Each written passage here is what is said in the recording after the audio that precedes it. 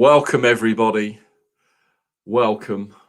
We had our sources that said that the Shank Club NFL were going to be going live a bit late, but we didn't put it out there because obviously you never know what's going to happen with your sources, because everybody had McCourkey Jones going to the 49ers, unfortunately, and I'll be bringing him on in a second. That didn't happen, and as Kyle said in his press conference, and they've said they don't leak. The 49ers do not have any more leaks, and it's great to see. So we're going to get into the draft. We've got a lot of guests coming up. Links have been sent. So let's do this.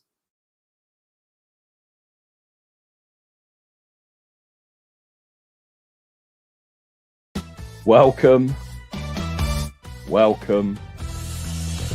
Welcome. We are the Shank Club NFL.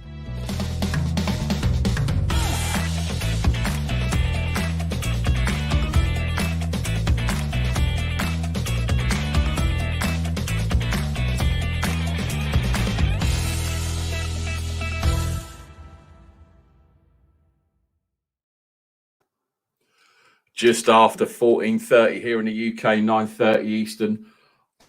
I'm your boy Alfred from Batman, aka Nick at Win with Niners. Don't forget to like and subscribe our YouTube channel. We're also broadcasting on Twitch. So head over there, like and subscribe, and then you'll get all our videos as they come up. Draft is almost in the books. Got a lot to get to on the draft. Got some good guests coming up. But without further ado, let's bring on the Mac Attack, the main man, my partner in crime, Mac Jones in the background. Carl. Hello. I'm very good, mate. Very good. I've just recovered after 2 days of barely no sleep whatsoever. We had our live draft show on Thursday night, which was an absolute blast. John and Dion, they were outstanding as well. And obviously your 49ers, you got your guy. And apparently, according to reports, it was Trey Lance all along. So congratulations. You got your franchise. You got your franchise QB. Well done.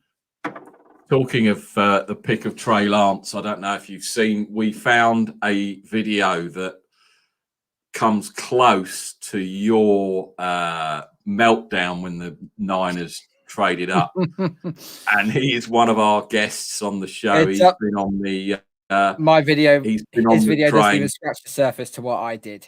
His video doesn't even scratch the surface to what I did. But I digress. But it was definitely good fun. As I say, we got some good guests coming up, so we're going to bring on all the way from the USA, New Jersey, in the building. Izzy, how are you? I'm good. How are you guys? Yeah, we're good. We're good. Yeah, we're good. We're good. Thank you.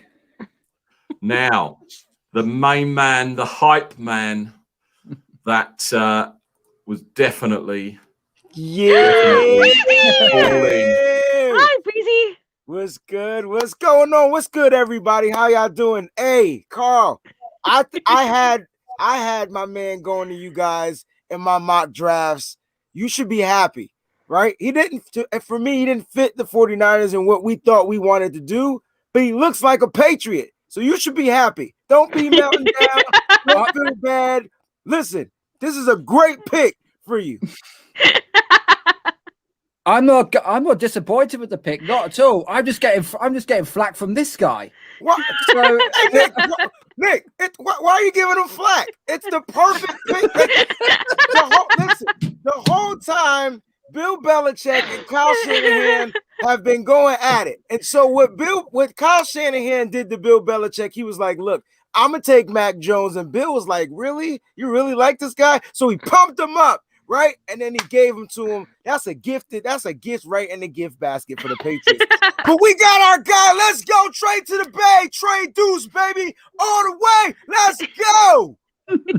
And of course, Mac Jones is all about that money, baby. 100 million, baby. This is not a Johnny Football baby. type of QB. At least Mac Jones. No, he actually can did actually prove he to can be worth actually it. play. And talking of Johnny Manziel and his draft, look who's popped in. Look, it's old Ivan. Ivan, how you doing, man? Come on, the Browns. What up?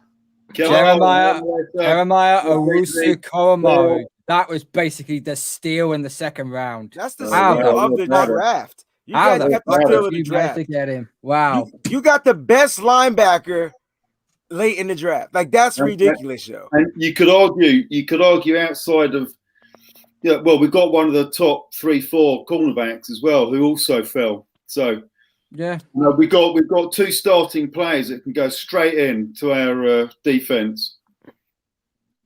I was hoping, I was hoping Fields went to the Niners. I've got to say, I wanted Fields to the Niners. A lot of us wanted the same. Not I, baby. Not me. Said a lot. Not I. I knew Trey Lance was the guy from the moment I knew we were drafting a quarterback. I knew it was Trey Lance. That's true. Justin Fields is going to a place where quarterbacks go to die, also known as the Chicago Bears. Oh, that's harsh. That's not nice. I tell you what, the Bears have had a good draft so far. They've done. Yeah. They needed it, but they've had a good one. I'm pleased with Bears fans. Freddie, I see you're in the chat. I think I sent you the link to come on. If I didn't, let me know, and I'm pretty sure I sent you the link to come on, so you can. I can't wait to hear Freddie. I can't wait to hear Freddie defending the Steelers. It's all well and good them getting Najee Harris. They've got no fucking O-line. They got no O-line. Why draft a running back if you got no O-line? Come on. Yes, talk some sense into Freddie, Carl, because he's just going to think. Freddie, come on down, sir. On him. Dion is in the building. Dion, you haven't, but I'm happy to come on and join our O-line is fine, you Muppets. Yeah, okay. Dion, I have sent you the link if you want to jump in, if you can.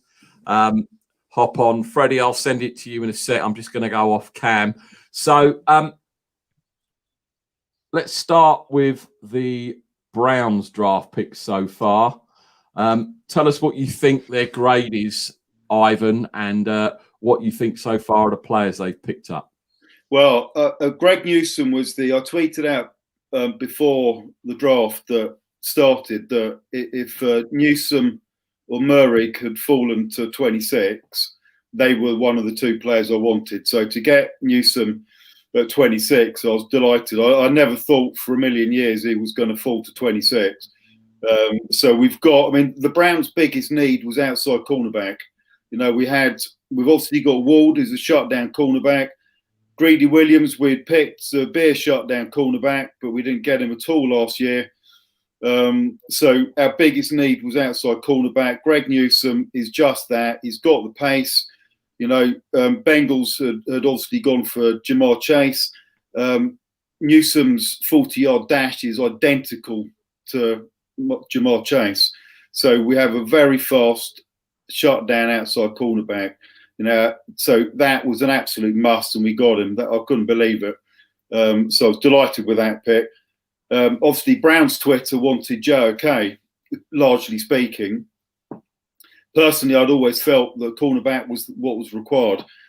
So, when I woke up at something like 3 o'clock in the morning, was checking who we got, and got to pick 52 and saw the Browns had moved up, and then we saw we'd got Joe OK. I just thought, what on earth has gone on? I couldn't believe that it had fallen to 52.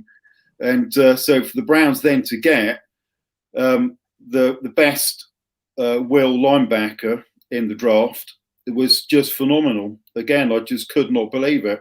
I mean, you got to bear in mind that for the Browns, we needed pace. So we've got the pace. And the thing with Joe OK is he sets that edge. So he's going to stop people so you've got Jadeveon Clowney, who's stopping that inside speed from, Ravens quarterback.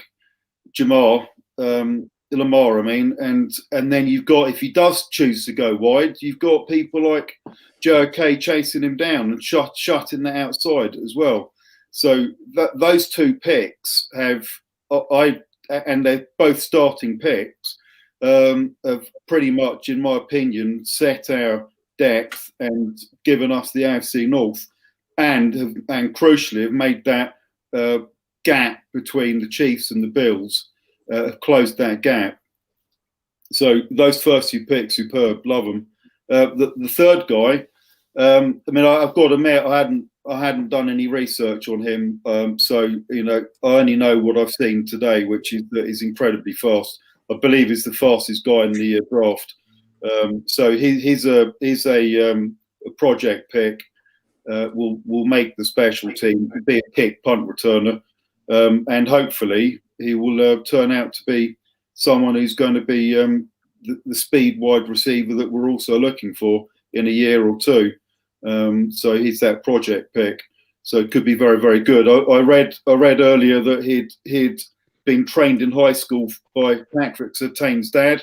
Had played with Patrick Surtain in high school and was trained by Randy Moss postseason. So he's got all the criteria, all the coaching criteria, and now just got to get trained up by our wide receiver stars and coaching staff.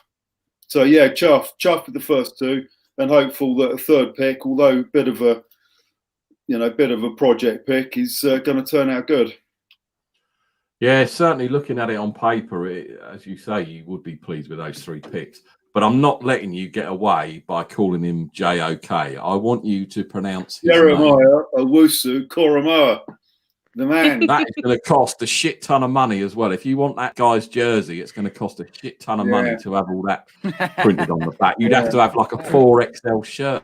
Just to get so far. And the other good thing is with the next round starting, we've got pick 5, pick 8, and pick 27.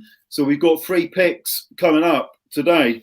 And when you look at our depth chart, it's pretty deep, pretty strong. So we're literally going to be going probably best player available.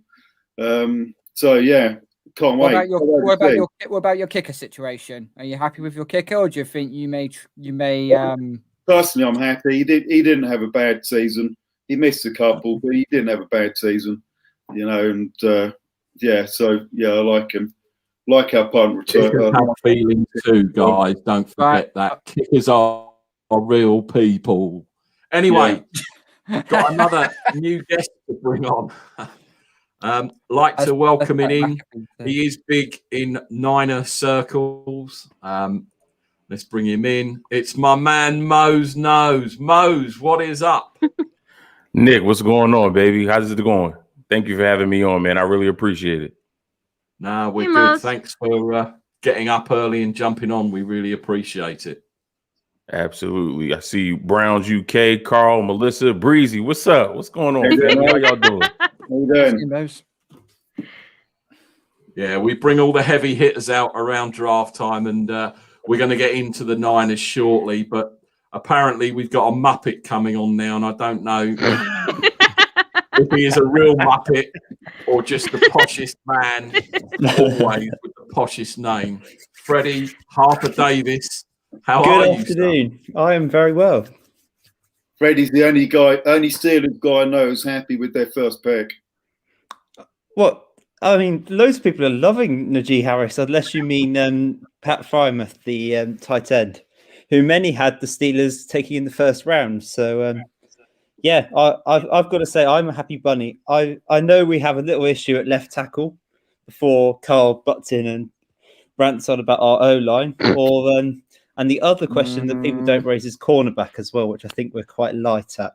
But they might be addressed today because we have 2 4th-round picks. And Kevin Dotson, who is playing for guard for the Steelers this season, was picked in the 4th round last year. So there's potential. I'm a happy bunny. I'm not absolutely delighted, but we've addressed the run game, and that was something that we had to do. Definitely. I mean, running back was your, apart from obviously the statue, and we all we can wax lyrical about Big Ben and everything. He was part of the problems last year, but obviously it went deeper than that because obviously no run game. You've addressed that. I mean, talk to me about the other two players you picked and what kind of grade you give so far in the first couple of rounds. Well, Harris, I'd give a comfortable A because we needed that big back who's going to be explosive, who's going to get us those yards in those third down situations, which were so costly last year. The amount of times we needed a 1 yard and we couldn't get it. And I think now we've got more of a chance of doing that. I mean, as I've mentioned with Pat Frymouth, I don't know how to pronounce his name, so I've given it a go. Again, that's probably close enough. I'm a happy bunny with that because he's quite comfortably the second best tight end in the draft behind Kyle Pitts, and he's much better than everyone else still to come. So yeah, I'm happy with that. He's a very good run blocker, which again is what we needed, and he can also he can catch up the backfield, particularly in the red zone. He's also been nicknamed Baby Gronk, so that's another thing for Carl to dissect in a few There's only minutes. one Gronkowski. There's only one Gronkowski, mate. I was going to say, I don't know how many tight ends have been named Baby Gronk. Baby Gronk. Quite a few, I suspect. Another one. A fair few.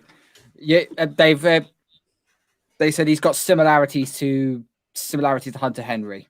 That's what NFL Network put what, injured all the time? Sorry, I'm just shitting with you. Shit posting started already. Wonderful. And Kendrick Green, our third round pick, he's classed as a guard, but he will play centre for us, replacing Marquise Pouncey. Again, another guy who he's a bit small. He's small but explosive, and people love him. So I again, that's another pick I like, and clearly, judging by the centres that were available in the second round, the Steelers love him too. So yeah, I'm pretty content. Yeah, it's going to be, there's still a few picks to go. For everyone, it's going to be quite interesting. Carl, talk to me about the Patriots. You can wax lyrical about Mac Jones and everyone else. What's your thoughts on the picks so far, and what grade are you giving? We had to do no work at all for Mac Jones to fall to us. I think the only thing I was disappointed with was the fact that the Bears traded up and gave up a ton to go and get Justin Fields at 11. But I'm not disappointed with the pick. I've said this for so many weeks now. Mac Jones is that quarterback that is going to fit perfectly in the Patriots system. The way we play, the way we design, the way Josh McDaniels runs that offense. Sorry. It's perfect it's perfect in that system. It's absolutely perfect. His accuracy and his reads and understanding of the game and his instincts are top notch, absolutely top notch. 77% completion of his passes at Alabama last year, 41 touchdowns to 4 interceptions. And Devontae Smith and Jalen Waddle said in press conferences, and I quote, they prefer Mac Jones throwing to them than Tua Tagovailoa. So, there is praise for it. Yes, he's not the most gifted athletic quarterback we've seen, but he ran a combine slightly faster than Brady, a slightly better reach than Tom Brady. I'm not going to say he is Tom Brady because we can't even put him on that sort of pedestal, nowhere near. But it's a new start for New England. We needed a successor, and now we have that. The pressure will be on Cam Newton from this point forward. One fuck up, and Mac Jones is going straight in. But I think Bill Belichick is going to take this very, very slowly with Mac Jones. Regarding of the other two picks we had, Christian Barmore, once again, we went back to Alabama and picked up Christian Barmore, defensive tackle.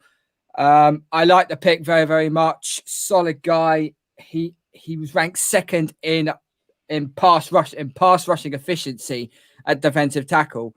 Very good run blocker as well. He was because one of our biggest problems last year was we couldn't stop the run to save our life. We were fucking awful. You only had to watch the 49ers game and the LA Rams game to tell how crap we was at stopping the run. And then the third pick, hopefully I don't get this guy's name wrong. Is it Reggie Perkins? That's an easy name. Even I can pronounce that one, Carl. You got the tour one right, and then you. I think it's Reggie Perkins. I could be wrong here. Ronnie Perkins. Ronnie Perkins. Sorry. You're drafting. Jesus, wet. What's up with you, man? Sorry. No. Yeah, Ronnie Perkins. That's the guy's name. I like this pick as much, although it is an edge rusher. The Patriots don't really develop edge rushers. The last time we had a really good one was Chandler Jones. But he's a disruptive player. Very, very versatile. Both on both ends of the line. He drops back into press coverage on occasions. He's productive in the running game. And he's a tough player. The word versatile is what stands out to me for the Patriots side of things. So overall, our draft has been solid so far. I wouldn't say it's been great, but it's been solid. It's been needs where we've had to strengthen up. But we still need a corner, we still need receiver, and we are probably still going to get a running back in later on today as well, because obviously Sonny Michel is now in his 5th year. We haven't even exercised his 5th year option yet. And really the only 2 running backs we've got is Damian Harris and James White. So I can see us addressing those needs today. Interesting. Got a first question, which I'm going to put round the Niner ladies and gentlemen on the panel. Good morning, gentlemen and Melissa. Question for Breezy, Marcus, etc. Do you think we reached for Aaron Banks? Mose, what do you think on that subject? At first I did.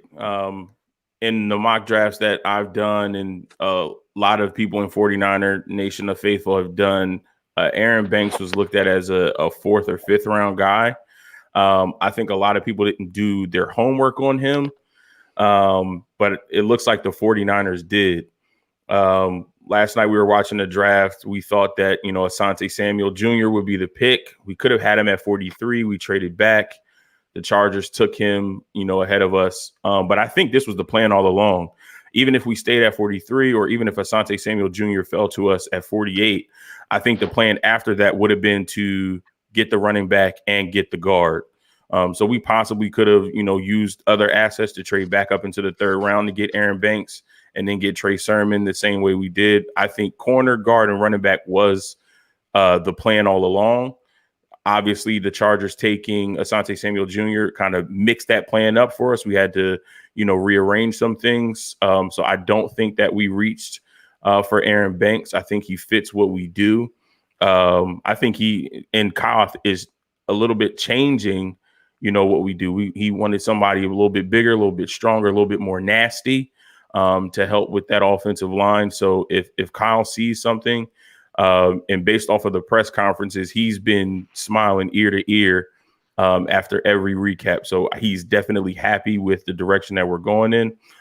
So he has a plan. So I don't think it was a reach at all.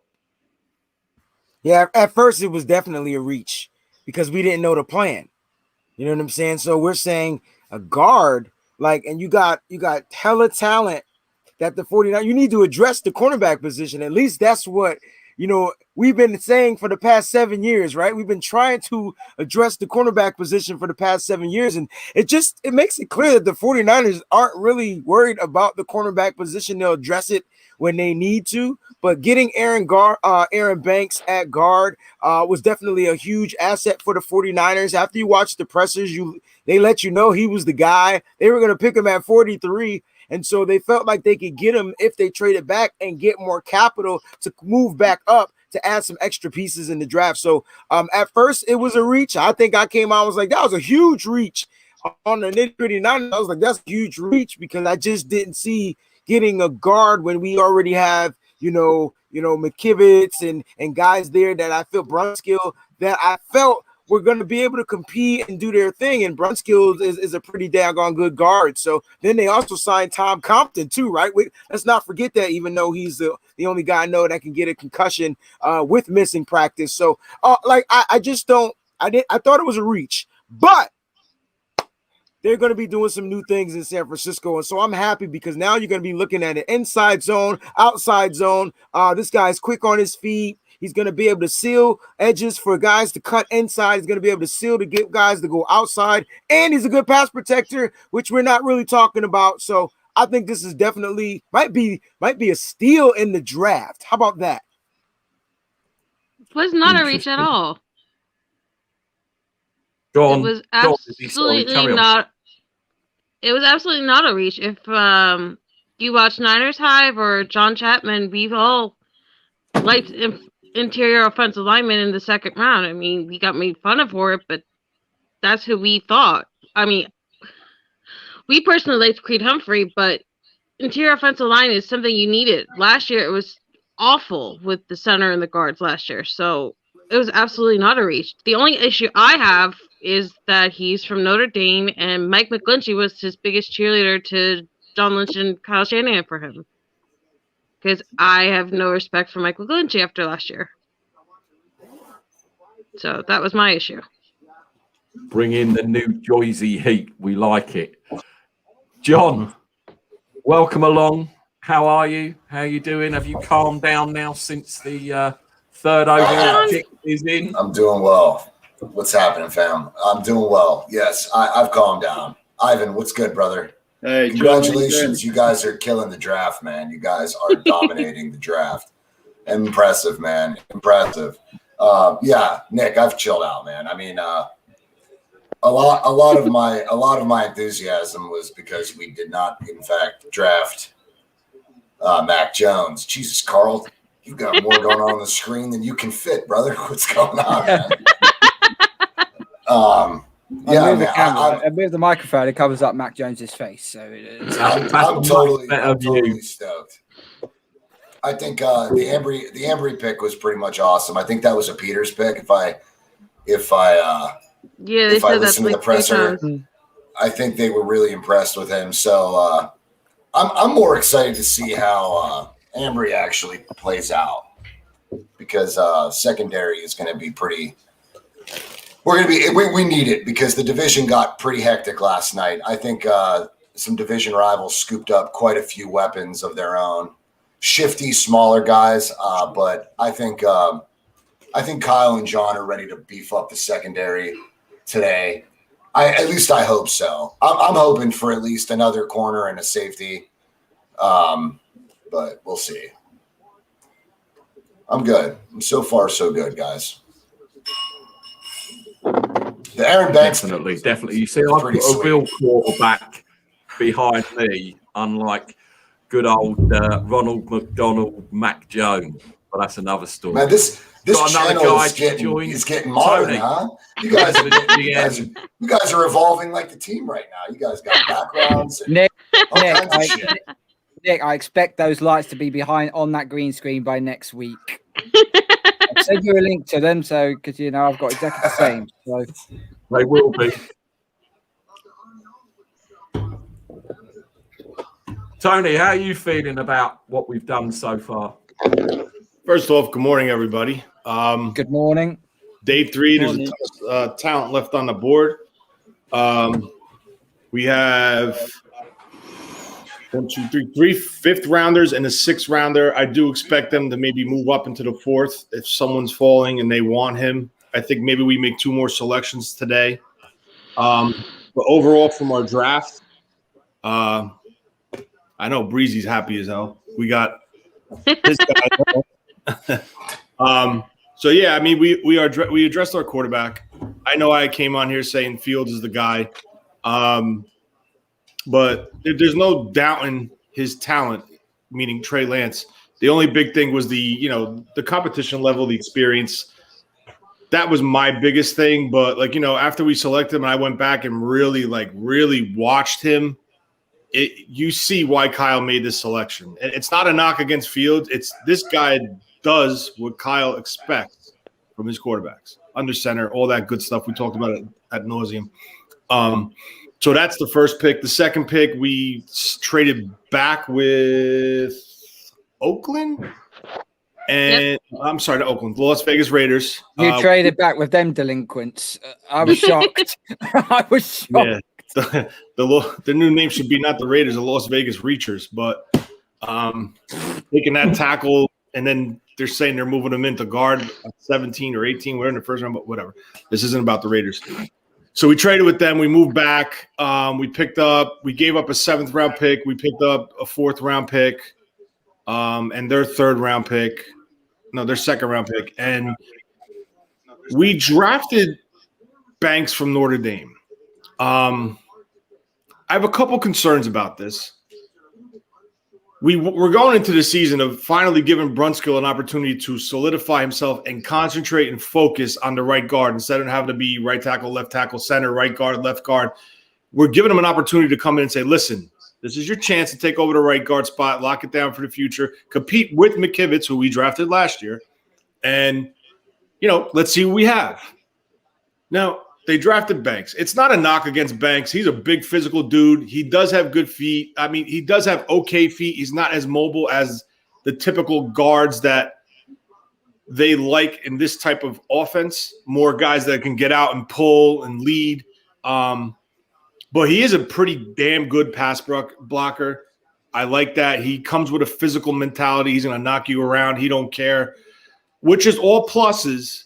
But the issue is, you had 2 guards that could have been potentially perfect fits, and this Banks was taken before both Wyatt Davis from Ohio State, who was projected to go in round 1, and Green from Illinois, who is a perfect outside zone guard who gives you versatility to play center. So I was kind of taken back by that selection, and I know, everyone we were on Nothing But Niners yesterday, and Brian had his opinion how he wanted to address the interior of the offensive line, all that good stuff. It is what it is, but I just kind of feel that they were hoping that someone was going to get to that pick, and that person was Asante Samuel, and he didn't. He went, I think, the pick right before them, if I'm correct, by the Chargers. So Asante Samuel is a great corner. Don't get me wrong. I do like the guy that we picked from Michigan. He has a lot of upside. He has a lot of talent. He sat out of all 2020 for the COVID thing. He did have a couple medical issues, but clearly he's over him. He's gained weight. But I just wonder, like now you're just kind of saying, okay, Brunskill, we don't need you right now. McKivitz, we wasted a 5th round pick on you last year. Okay, we don't need you now. And let's put Banks in. Or Banks played the left side. What is this? Is this something for Tomlinson saying that they can't agree to an extension and he's going to be slated to take over the left guard spot in 2022? I don't know where they're going with this. He could play right or left guard. I even think he played right tackle at some point. But there's no question his talent. It's just the pick that we took him at with other question marks on our roster. So I caught it before. Breezy said is more of a luxury pick. I think Breezy said. I see it that way. But now if you go to their next selection where they traded up, they go and get Sermon. So now what's going on here? Is Kyle really going to dig into his bag of tricks and become a really multi-versatile offense where you're going to see more of a power run attack? You're going to see – we don't know what we're going to see, but I'm going to tell you right now, all these teams in the AFC and the NFC West all did the same thing on day 2. They went after the small, speedy, fast slot guys. Now, K'Wan Williams last year, injuries approaching the wrong side of 30, struggled a little bit versus very fast wide receivers. Maybe they see something, these guys on this film, that they're going to attack K'Wan Williams and put him to the test this year. Okay, so guess what Kyle did? We didn't take Samuel in our 2nd round pick, so what do? We're going to play our new defense against you guys. You want to add speed? But guess what? That speed's useless when it's on the sideline when we're running the ball down your throat. So it's interesting how Kyle is really going away and saying, you know what? I'm going to try something new. And now this offense potentially, and this is why I think Jimmy Garoppolo cannot be here because you have this kid come in and you have the threat of an option. You have the threat of an RPO. You have a threat of a design run. You have the threat of what he did several times at North Dakota State, where he fakes the run. He takes 3 steps to the line of scrimmage, drops his shoulder like he's going to run, then he pulls up and just dumps it over the line for a touchdown in the red zone. Jimmy doesn't give you that threat. So if you're going to go with this type of skill set and this type of offense and add in all these pieces, I think Trey Lance is going to be the guy from day one. I think he should, and I think Kyle is the one coach that could protect him and use all this to help him get through this, the learning curve of the NFL. Because, listen, I don't give a shit what anyone says. Trey Lawrence is going to get the learning curve. Justin Fields is going to get the learning curve.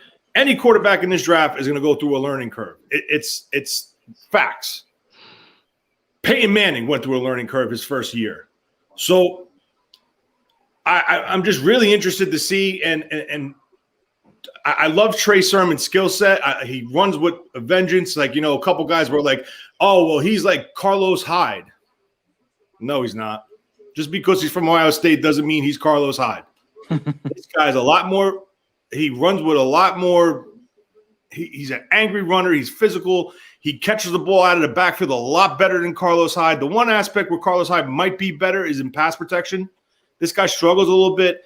The couple knocks against him, he tends to stay tends to have little injury issues.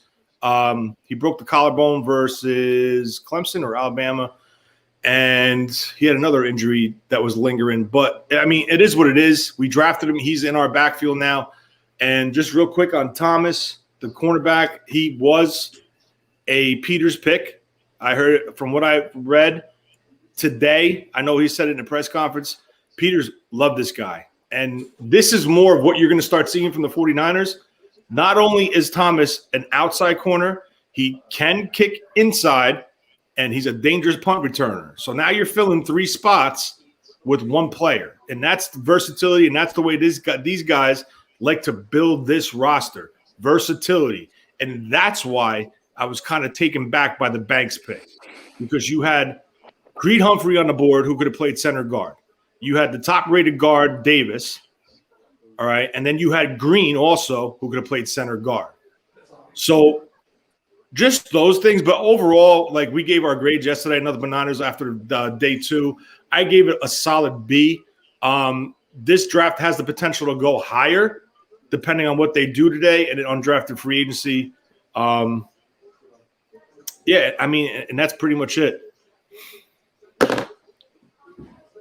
It's interesting what you say, Tony, because obviously listening to various shows and things, a lot of these picks, especially in the later rounds, may not even see the field because apparently like the roster's quite full as it is. So, are we going to see, because obviously I don't think we pick past the 5th round this season. Is that right, Tony? We've got no picks in the 6th or the 7th as it stands at the moment. We have 3 picks in the 5th, 1 pick in the 6th, nothing in the 4th, nothing in the 7th. Right.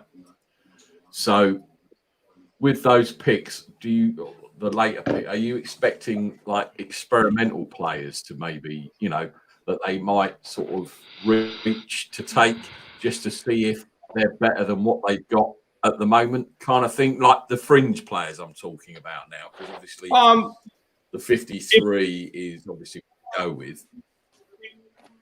If they move up, if they package 2 of those 5s and move up into the 4th, they're going for somebody that could potentially contribute this year. And you look at the best available. We did the Nothing But Niners big board. I'm actually working on it now, but I have my paper here. You have guys still on the board. Amarius St. Brown. You have Darden from North Texas. You have Wallace from OK State. Brevin Jordan, tight end. Quentin Roach, the pass rusher from Miami. Johnson, the safety from Indiana. You still have players, and those are all players that we had 3rd-round grades on.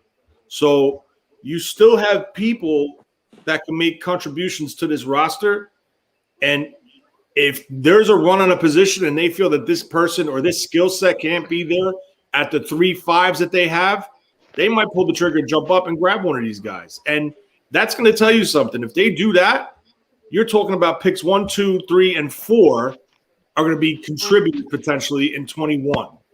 I never thought in my life we had 10 picks to start with. We lost the phantom pick for some reason I've never heard in the NFL for Marquise Goodwin, but whatever.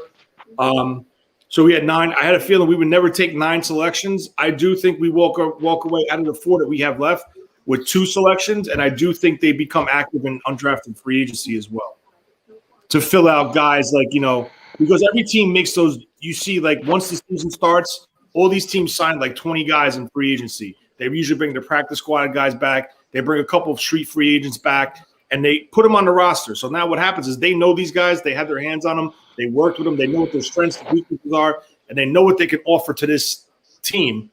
But now when undrafted free agency starts, they see someone that's available that could be a potential upgrade over someone that you brought back as a street free agent. They'll sign that guy, move on from that guy. So, it's going to be interesting just because we don't have a pick in round 7. Like after that last pick is get on your cell phones, go on Twitter, because you're going to start seeing it. They're going to be banging out guys left and right, signing them in an undrafted free agency.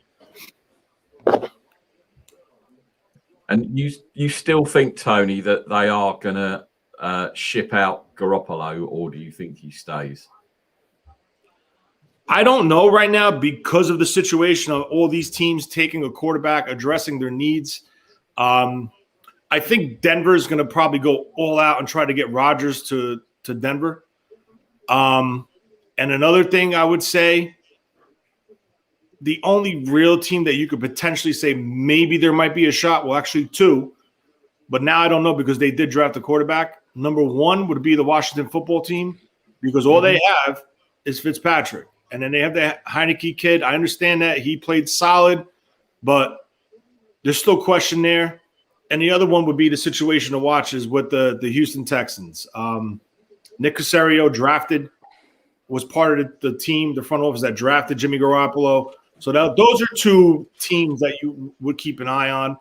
And just another thing, like as far as the running backs with Sermon, we went out and signed Gallman a couple days ago before the draft. Don't sleep on him. He's a good running back. I mean, he's not fast, but he's a downhill runner, one cut, get upfield. He offers upside in a pass game, receiving out of the backfield. But now the question is, you have 2 guys that are on 1-year deals. You have Wilson and you have Mostert. Wilson, I love him. But again, you got to stay on the field. Mostert, he's great. You got to stay on the field. Are they going to extend Mostert? Are they going to bring him back? Are they going to extend Wilson? Or are they going to bring him back? But, I'm not saying this is fact. I'm not saying anything like that. But a situation to keep your eye on is the New York Jets. Maybe they make a phone call and say, can we get Wilson to add to our running back core? Because all they have is Coleman. That's it. And we all know Coleman's injury history. So maybe there's something brewing. I'm not saying there is, but just look at it. We drafted a running back, 3rd round, who's projected to have a pretty decent role in this offense. I think we all could agree. We traded up for him. And now, we have an abundance of running backs. It's a good thing to have because they all pretty much have injury issues, but it's something brewing behind the scenes that nobody knows about. I'm just throwing it out there. I'm not saying it's happening, but I'm just throwing it out there. That's the interesting thing as well. Nobody in the media knows what's happening. And that was the biggest thing that struck me over this whole draft process.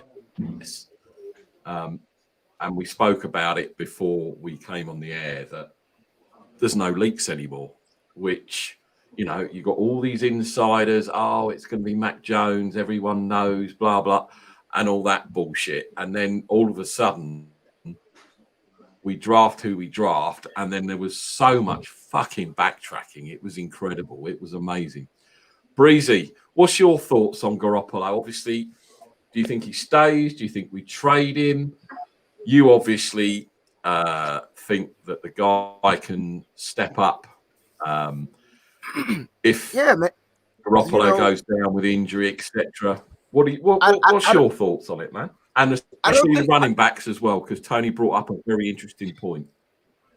Yeah, I don't think with the Jimmy G thing, I think they're looking to move him. I mean, I know, like, if you guys for 1 second are going to sit there and believe the things that come out of Kyle Shanahan's mouth, then you're all stupid. He already told us he was going to lie to us. He's been lying to us from day one. He's playing with our minds. He's having fun. And so when has the last time we've seen our coach have fun? And so they all are having fun. Even Jed York. You got Jed York drunk tweeting. Right, like, listen to me. The 49ers organization is probably the best it has been since the 80s to the 90s. All right. It's coming back to that fruition. Like, and so they're going full circle. And, you know, I think that Jimmy Garoppolo, it was good, great character guy. I love the fact that he reached out to Cheese, that's AKA Trey Lance.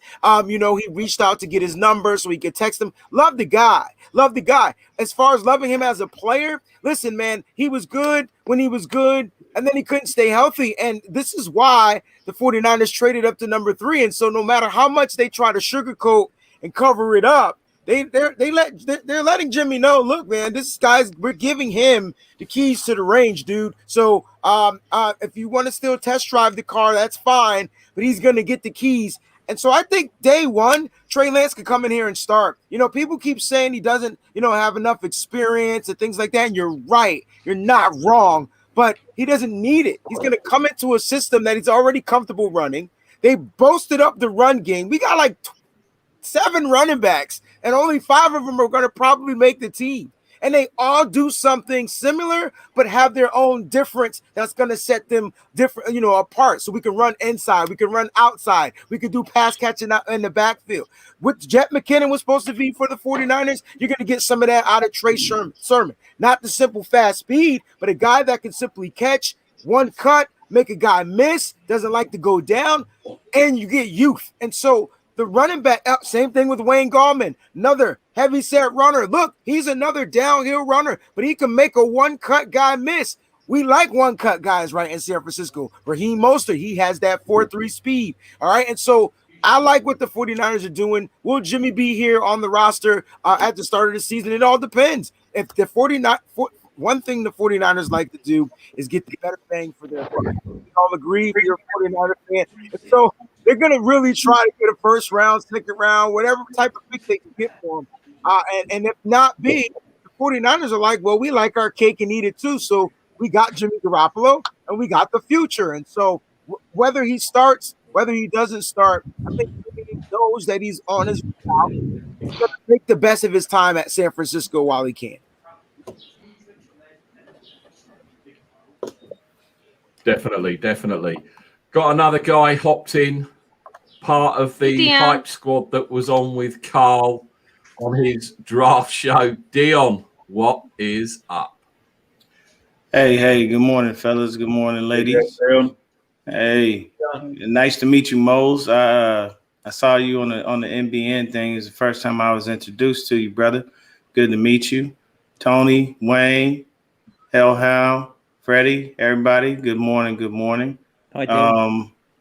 I'm going to be the odd man out. Not very happy with some of the picks. I feel like we reached for a guard a little too early. I feel like that guard would have been there a little bit later had we went ahead and did what we needed to do. They did say in the presser that he was going to be the pick regardless. My issue with that is we needed DBs. And there was a young man by the name of Asante Samuel Jr. that was right for the picking. He was sitting right there. And what did we do? We trade back. And as soon as we traded back, I get a phone call from one of my good friends. I've known this dude since the 6th grade. And he laughed in my face because he knew how bad I wanted Asante Samuel Jr. He laughed. I mean, he called me crying, laughing. And he just told me, he was like, I told you he was going to get him. And I'm like, I don't have time for this. So I had to hang up before I cussed him out. And then the Trey Sermon pick, I don't like it all. Everybody else likes it. I don't care for it. Why do we need another running back? We get UDFAs and turn them into stars. That's what we do. That's what we've been doing since Shanahan has been here. So we draft a running back to do what? What Raheem and Jeff and Jermichael are already going to do. Like, we don't need another running back. This, to me, I feel like it was a wasted pick. Now the DB, I'm all right with, because I have a friend of mine who's a diehard Bears fan, and he's a Big Ten guy. So I gave him a call, talked to him, and he talked me off the ledge. Because at first I was like, I don't even know who this kid is.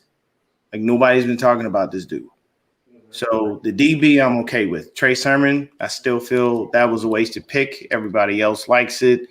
I just don't understand what we're going to do with the guy who can't pass protect. So just don't put him on the right side, because Mike McGlinchey already can't do that. So so far, it's been all right. Yeah, but I think it was John Lynch was on with Keanu Martin. He said he had Travis Etienne and Williams as his board, and he didn't want to push his luck anymore, and he was going to draft a running back at the second round pick anyway, if either one of them were still available. Yeah, I saw that like what they were saying, and I just heard you guys. You're right. They are having fun with us. They're laughing in our faces every time we anticipate something, or the media says this or says that. So I think this will teach the media a lesson from now on. You can go ahead and project whatever you want. At the end of the day, we're going to do what's best for us and what we think is best. And I wanted to address something really quick. Carl, did you happen to hear the little soundbite when Mr. Jones was drafted? Secretly wanted to be a Patriot all along. Yeah. He said, "Don't tell anyone this. I wanted this." Yeah, I said, "Don't tell anyone." He said that. And then at his press conference, all I could hear is, "Well, it's a real big gust of wind." Yeah, you're going to be playing in that. You're going to be playing. So you know. It's Foxborough. It's not nice. It's not nice. You're going to be playing in that, bro. You're going to have to get used to that big gust of wind. It's going to get worse, because you know it's going to come along with that gust of wind? Snow. Ain't nobody got time for no damn snow. I don't go in the snow. I am originally from Los Angeles. I don't play in the snow. I've been to the snow once, and it was I think I was 8 or 9, and I was a kid, and my dad decided he wanted to take us to Santa's Playhouse, which I didn't like Santa Claus because I never believed in the shit from day one. I lived in an apartment most of my life. We ain't had no damn chimney. If he breaking into my house, I'm whooping his ass. I'm sorry. I don't care if you're a jolly big white dude coming through my window with a sack in your face. No, brother, we gonna have to fight. I don't trust that. I live in an apartment. I'm gonna say, Dion, that's a jolly white dude coming into your apartment through a window is. Red rosy cheeks looking for cookies and milk. No, you ain't looking for no cookies and milk, bro. You in the wrong neighborhood. Because I don't see when I was growing up, we didn't see too many of those guys. But for sure, it's all right. It's all right, man. I mean, I'll deal with the picks. The only pick I like the guard, I like the DB, but I'm really not sold on Trey Sermon. We've done so well with UDFAs. I'm not something. He's got to do something spectacular this season to make me feel comfortable with it. Dion, just real quick. Do you think maybe the undrafted free agents, it's high ceiling, low floor, high risk, low risk, high reward, right? Yeah. So it's at a minimum. It's cheap. True. Do you think Kyle finally said, "I want a guy that could be the bell cow instead of doing this rotation and stuff like that"? That maybe he wants the bell cow to come in and take because listen to me, I know the Shanahan history. Mm-hmm. They did spend a high pick on Clinton Portis. You're talking about back in Washington. Listen, the Shanahan is anything like from round 5 to undrafted. Denver and everybody. Yeah. Because Clinton Portis was bad. He was a cold dude. This could be the one guy that they see as the Clinton Portis type runner. I'm not saying skill set, but that magnitude to come in to take the bull by the horns and take full control of that run game. And to think about is now you're securing that for 4 years under a cheap deal. So maybe that could be the mentality here. And you figure even if it goes to 3 years, at that point in time, the salary cap should be through the roof. Those bigger deals like the Armsteads and all those guys could be coming off. Yeah. And remember, most of these running backs today, it's very rare. Like the Ezekiel Elliott, they'll get a second deal. Majority of these running backs don't get that big second deal unless you are like legit. Like, yeah, you got to be a Derrick Henry type. Yeah, exactly. So now maybe this could be the scenario where, okay, we got our back for 4 years, cheap. We don't have to go out and spend, because listen, they went out and gave Jet McKinnon big money. I think we all agree on that. And that was a waste. Did not work out. So now you're getting a back potentially, not the speed, but could be the magnitude that Kyle wants in that running back, and they got him for dirt cheap rather than to go out and spend money on it. So the way I see it is it's value, positional value at the slot, and you're locking that player for 3 years. And I know, Sim, they did trade him, but they did draft him. That's there. And the reason why they maybe did draft him is because Clinton Portis was looking for this. Oh, yeah. So, he definitely wanted to get paid. And when he was drafted and the time he was in, running backs could still get paid. They were more valuable. And just another thing, Bill Walsh had the most excellent head coach, very talented. He had one ability. He knew when it was time to move on from a player to get value and go, goodbye, next. So just keep that in mind. Maybe there's something, there's a plan there as a 3-year starter for the 49ers or a key contributor for 3 years. We don't want to say starter, but a big role in this offense. That's why I think maybe they did this. They tried with Joe Williams, but Joe Williams didn't work. But if you took that question about Joe Williams out and if he was like a dedicated player, I think Joe Williams would have been a beast if his head was in it and his heart was in it. But it wasn't. See, this is the reason why I have to have talks with people like Tony. He'll talk me off the ledge and he'll help me understand. Same reason why I had to call my buddy about the cornerback out of Michigan, because he is a diehard Big Ten guy, and he let me know this guy's going to be a problem. And the first thing he said were the 2 words that I love to hear associated with any DB: ball hawk. I hate cover corners. I hate Darrelle Revis. I don't like him. You know why? Because he didn't get no interceptions. He just knocked the ball down. I don't need you knocking the ball down. Get the ball back for the offense or pull a Dion and take it to the house. That's your job. Your job is not to just continually knock the ball down. You know why? Because that may not win us the game. We may need the ball.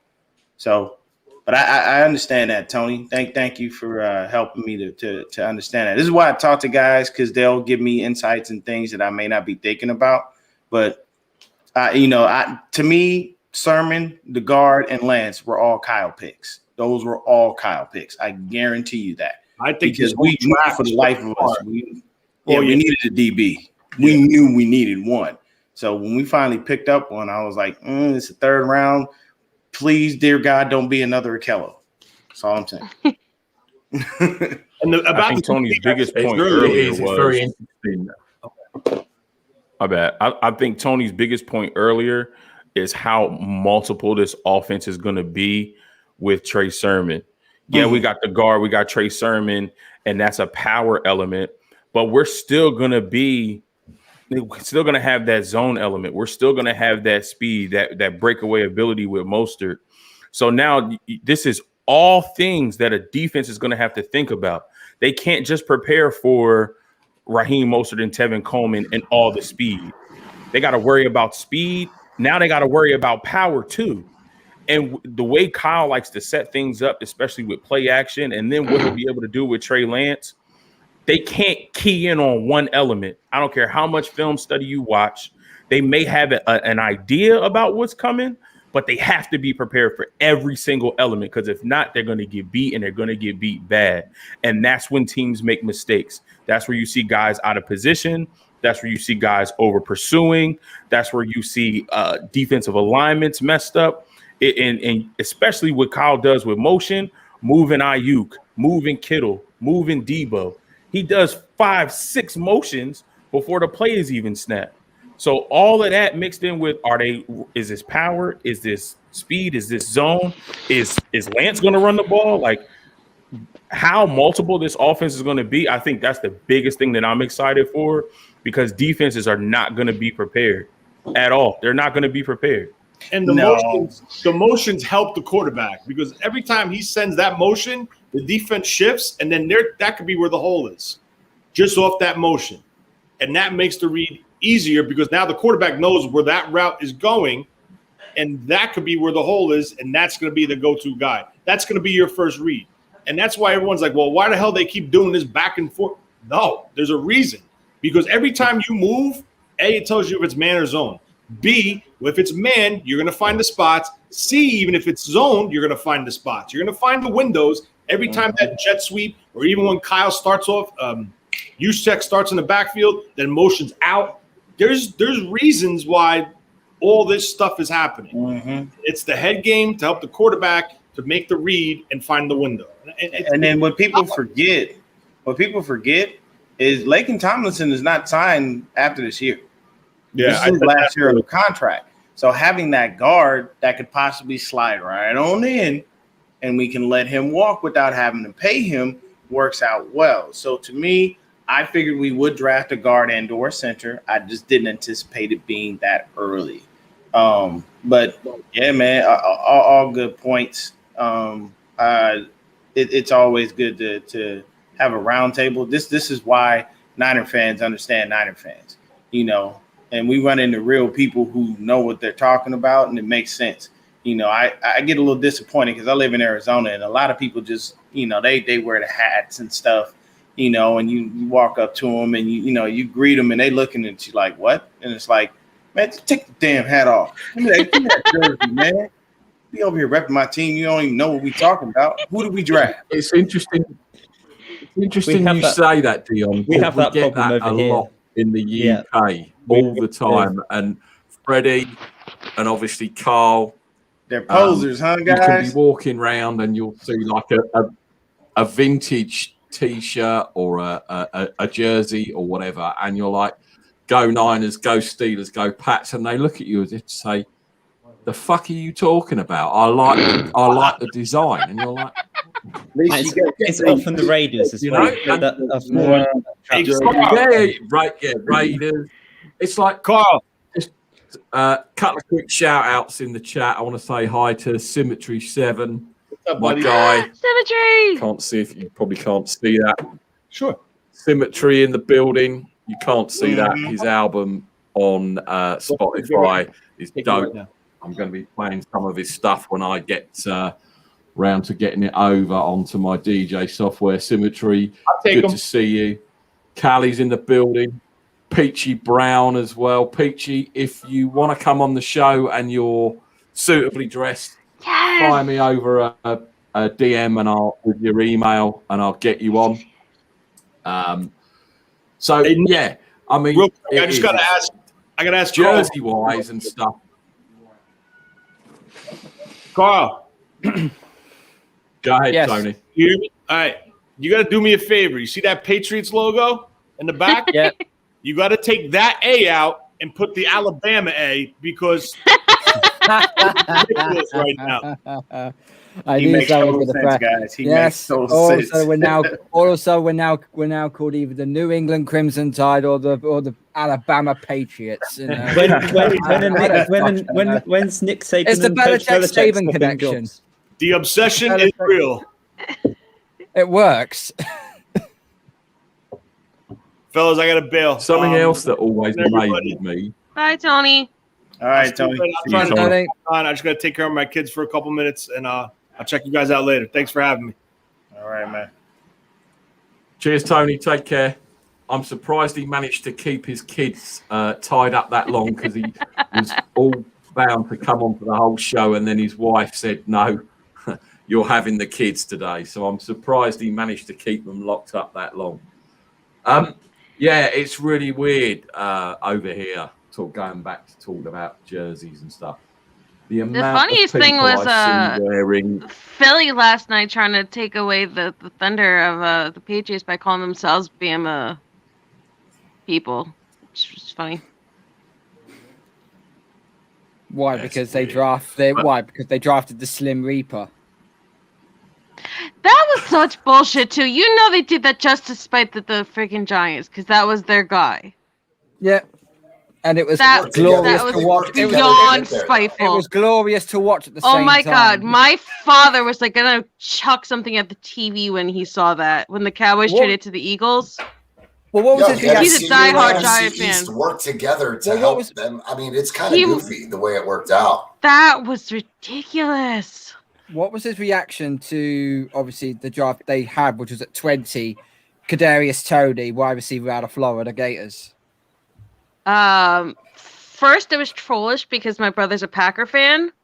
So my brother has been like this incessantly annoying pain in the ass because they have no receivers. They didn't even pick undrafted guys last year, just despite Aaron Rodgers. He's been on that bandwagon for forever. They stole my receiver. They stole him. They stole Amari Rodgers. I hate him for it. I hate him. I wanted Amari. You have no idea. If you don't know who Amari Rodgers is, you should have got familiar because if you could have, I know who Amari Rodgers is. It's been locked to the Niners for a very long time. Understand the magnitude. But of like what I we said, could have done? Oh my god! Originally, my father went into troll mode because he was really, really pissed off about the whole trade back with the Chicago Bears for no big picks and whatever, and then the whole Eagles-Cowboys thing. But then he started to like the guy, and I mean, he's never going to be Beckham. Everyone knows he's not going to be Beckham, but he's happy it's finally someone not Sterling Shepard, who's tiny and fragile and is always hurt. And Evan Ingram, oh my god, that is like the biggest fight in my household at all. That Evan Ingram, who went in the first round in 2017, got the Pro Bowl nod this year instead of Robert Tonyan, who actually deserved it. And it's just it's nuts. So my father finally got happy with the pick, but it took a while. But my brother has been annoying for like the last 7 hours. Just I mean, every 5 minutes, it's Rodgers is back. Come on, Packers! Look at this, and it's just he don't want to be there. He trying to leave. He's been wanting to go since like he said. Forever. I think somebody told me he said, "Trade me or I will retire." I don't see that. That really is a double jeopardy. I don't see that. I can see him maybe like pulling a Gronkowski and retiring for a year and then coming back and then signing with whoever he wants. But I'm pulling Brett Favre. There's no way Aaron Rodgers is going to be like, well, I'm going to let a LaFleur go and dictate my career and not let me have my last shot. Which is such bullshit. Because you got what you wanted. You got to go to the NFC Championship in your own home stadium, and then you sunk it up like that. The only other time that I've seen a playoff game be that bad by a quarterback was Cam Newton choking away and not even trying to fight for that fumble in Santa Clara. So Cam Newton was paid off of that Super Bowl. I'll always maintain that. I don't care what no one says. But he didn't fight for a bowl, Dion. I'm like, how could you say this guy is one of the most phenomenal quarterbacks if you can't even just dig in there like any guy and try to fight for a ball in a Super Bowl? Listen to me. I'll give you 2 quick points because I gotta let them do what they do. I don't want to be rude. Yeah. Number 1, there's no way in hell Cam Newton, who played football and wanted to play football his whole life and is a person who likes to win and wants to win a Super Bowl, gets to the pinnacle of his career and then overthrows Ted Ginn Jr. You can't. Ted Ginn's too damn fast. You know how hard you got to throw the ball to overthrow somebody who runs a 4.2? It's really hard. It's very, very hard to do. The other thing is who was the other quarterback in that Super Bowl? Peyton Manning. So you know what they did? And this is what I always believe. They walked up before the game and they say, look, Cam, we're gonna need you to go ahead, let the sheriff have this one. And he probably looked at him like, man, ain't nobody letting him have shit. He better go out there and try to win like I am. And they looked at him, they pat him on the shoulder. They said, you're gonna look in your bank account. Don't worry about it. We'll get you on the back end. You'll come back around and get you one. But this time you got to let the sheriff have it. It's just like our Super Bowl with the Ravens. Do you really think the damn lights went out? Name another Super Bowl where the lights went out. I'll wait. Never. Because you can't. There never has been one. You know what happened? That was Vegas. Vegas called and said there was too many people picking the odds that the Ravens will whoop our ass like they were. And they said, we need to figure this out because you know how much we're going to have to pay out if we actually allow this ass whooping to continue. Turn the damn lights off. Do something. I don't care what you do, but figure it out. and magically here come the lights. Magically, we get back into the game, and it goes down to the wire. And everybody in Vegas is taking a big sigh of relief because they don't have to pay out as much money as they did. That's based those things that happen. But Cam, yeah, come on, man. He paid off for that. Ain't no way in hell Cam Newton get to the Super Bowl and look that stupid. He's jumped on every other ball all of his career. He's never given up. But magically, in the biggest game of your career, you think twice? No. I tell you right now, you can pay me any kind of money if I was playing football and I got to the Super Bowl. I don't care what you put in my bank account. I would be the first person to look at you and tell you better go ahead and withdraw them funds because I'm about to go out here and whoop ass and get me a ring. At the end of the day, I've always felt like you can be some of the – Dan Marino is a prime example. He is one of the greatest quarterbacks to ever grace the NFL football field. Mm-hmm. Doesn't have a ring. For God's sakes, they put the man in Little Nicky and he was willing to sell his soul to get a ring. Come on now. That tells you those things. It's actually very valuable. Symmetry says, I love a good conspiracy in the morning. Symmetry. You want conspiracies? I got send me your email address. I'll email you the link. I love Symmetry. And also, I've just had a DM saying Izzy is like a wind-up toy. You wind her up to full capacity and just let her go, and she goes. In fact, I don't even know if you've actually breathed in the last 3 minutes, Izzy. I have 4 different fandoms in my household. You have to be able to just talk fast because they'll cut you off. And that's just New Jersey for you. That's one thing we would never do to you, Izzy. We just wind you up, put you down, let you go. And let her go. I'll tell you right now, you know what we could do? The coolest thing is if this group could ever all get together at once, we could sit back and let Izzy and Peachy go hard. And we wouldn't have to do nothing. We wouldn't have to do a damn thing. People be looking at us like, you gotta add Mariah too, because Mariah's gonna be having her own show soon, and that's gonna be so much fun. Yes, that's what I'm talking about. Mariah is gonna have a badass channel. So sweet. So yeah, that's great, man. That's what I like to see. Hit up Faithful Lee Pod. She's had the Twitter, she has the YouTube account, and she's gonna have Peachy and Breezy, and she's trying to get John V on, and she's trying to get a whole bunch of people lined up already. Oh yeah, Mariah's always Mariah's the best, man. That cast already, I can already sounds like carnage already.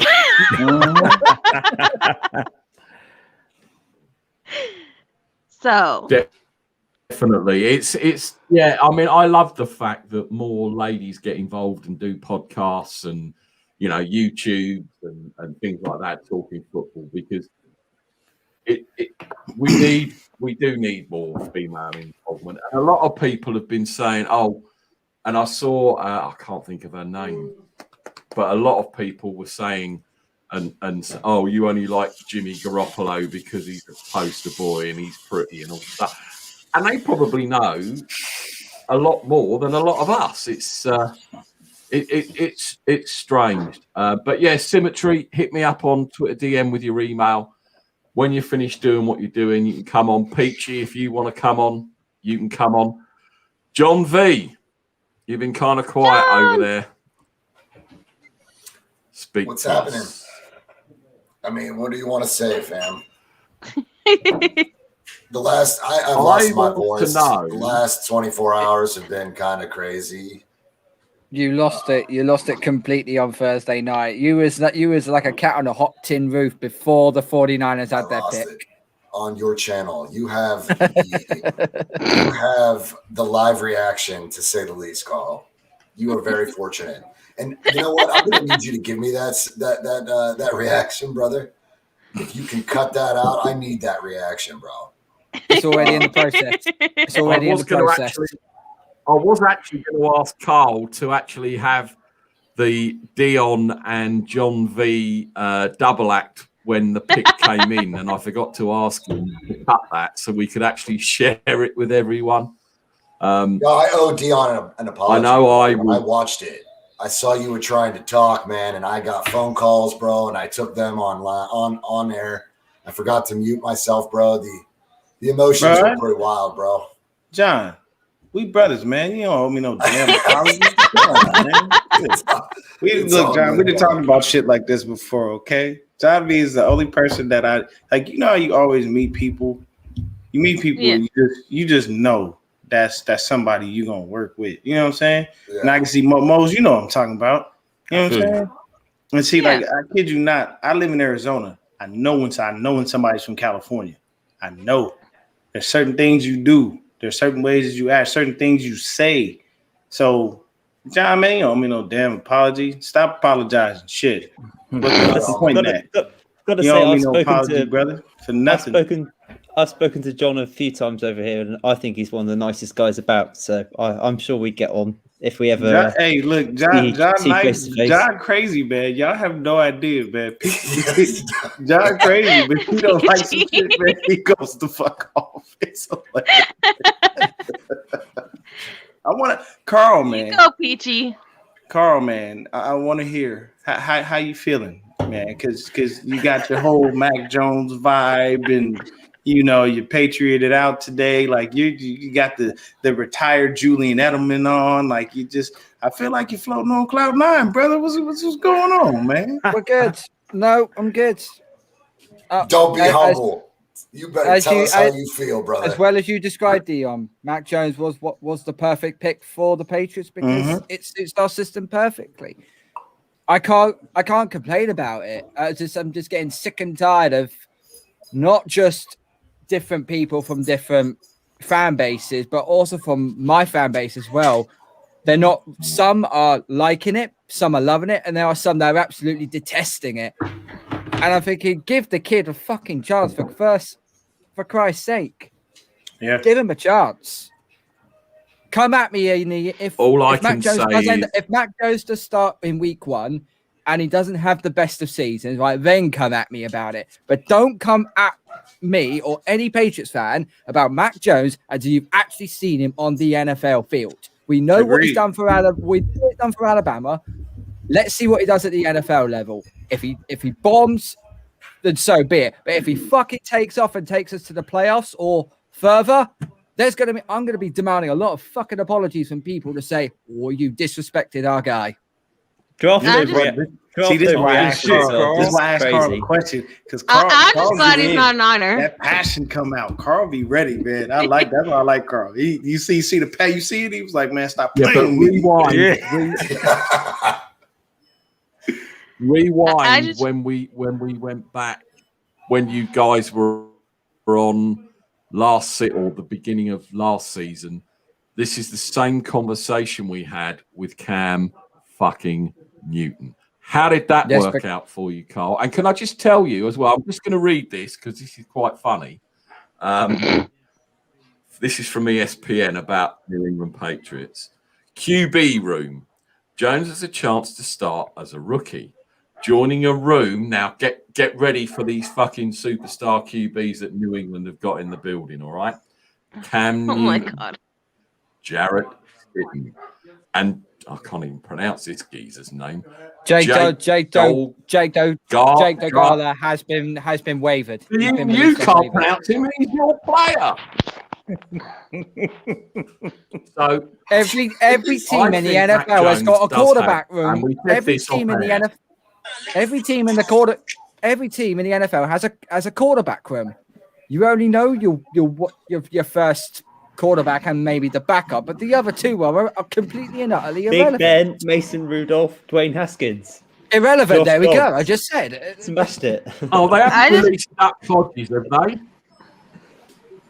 So the funniest thing is that Kendrick Bourne is getting all this love on ESPN all of a sudden now because he's a Patriot. Like Kendrick Bourne's a hard worker, is he? Kendrick Bourne is the ESPN, this entire New York media that I live in. You barely heard maybe Matt Breida's name once because he had that one big run against Detroit, and like all of a sudden now, like Jonnu Smith and Kendrick Bourne, they're all like super studs because now they're on the Patriots. So I get the biggest kick out of that. I really truly believe that KB is going to show out in New England. I'm not saying he can't. I'm just saying I find it hilarious that all of a sudden, as soon as they're behind Bill Belichick, now they're getting respect on their names. It's a prime organization. I mean, they're gonna get the media attention, and they're gonna feed into it. So ultimately, I see where you're coming from, but at the end of the day, some could be saying the same about us with Trey Lance, though. Taking him from North Dakota State, bringing him to the NFL to another prime organization. They might be thinking, look at these guys. They're making this kid out to be the next Steve Young. You know what I mean? At the end of the day, look, KB deserves all the recognition that he gets because he was consistent as hell as a 49er. And, I've heard on different networks that like KB, he likes to get on social media, but he's a young kid. This is their life. Social media is their reality. Like, and it is what it is, like I'm an old guy. I'm an old man, and I can still respect the hustle. KB hustles. He works his ass off. And Niner fans would be lying to you if they told you, Carl, especially, that we weren't sad to see him go. Because to be honest with you, I expected him to stick around because we do not have a wide receiver core that anybody fears. Not at all. I sat there last night during the draft shaking my goddamn head. I'm like, holy smokes, they're getting better. The Cards got better. The Rams were locking them down. The Seahawks were locking down. And I'm like, holy shit. Not only the division, but the NFC. I'm like, holy shit, this is crazy. There isn't a goddamn person yesterday shaking their head at what the 49ers were doing with the wide receiver room. I'm not discrediting the picks. This is on a whole nother level. This is wide receivers only. Mm-hmm. Nobody fears our wide receiver core, period. No. And that goes to Taryn in the chat. That dude he's been saying it for about 2 months. And the more he said it, the more I bought into it. And then KB bounced. And I'm like, holy shit, this is even worse. Because they don't believe in Richie James. They don't believe in Richie. And I don't know what the hell he's doing here. If you don't believe in him, why the fuck are you keeping him? I mean, it's a weird one, but they kept hold of that other receiver, didn't they? For don't mention River Craycraft. Please don't mention River Craycraft. No, the guy that was doing all the cat things. What was it? I can't even remember. The boat. Please don't mention River Craycraft. They don't say his name. I don't say his name. I don't even want to say his goddamn name. When he jumps around like the dancing queen on that goddamn tic-tac shit, I said it. I ain't having that. Hell no. Look, fam, here's the way I look at it. I want to see the Niners in the 4th round. And I don't give a damn what you got to do to get there. I want you in the 4th round. You package up some picks and you try to get in the 4th. And it's what we need. I think we need a receiver and another corner. So I don't give a damn how we do it, but we need to do it. Does anybody disagree that the Niners should wait in the 5th? We need to get into the 4th. We need to get into the 4th round. We need to get up. It depends on what they go for. Come trade your future picks for us. We'll let you have one of our 4ths. It really depends on what they go for. Honestly, you need offensive line help. You need a tackle. Where did we end the draft last night? We do not need a tackle. We need a center. No, if anything. I was talking about Freddie, Melissa. Okay. I was talking about the Steelers, not the Niners. We need a cornerback and a tackle. So yeah, I agree with Cole. Where did we end up last night? Just very, very quickly, if I could just jump in. City Boy 100 in the chat's been on our show before. Mark on the Isle of Wight in the UK. It was the anniversary of his mum's passing yesterday. So I just wanted to raise a glass, say cheers to your mum. I know, obviously, you put out that tweet yesterday about you wish she'd have seen your kids, her grandkids. But as I said, she's looking down, man. She's proud of you. So cheers to your mum, Mark. Sorry, carry on, guys. Oh, man, always blessings to him and his family, man. Of course. Especially with moms. I have a question for you. How's Bud Dupree doing on his recovery? All looks good for him. I think he'll be perfectly fine for the Titans next season. I know it'll be interesting to see how he gets on that defense. Yeah, I'm excited to hear how he gets on in Tennessee. I think he'll be fully fit, and he'll be the main pass rusher now. There's no more relying on TJ Watt to cause carnage. He's got to do it himself. So yeah, I'm quite excited to see what he does.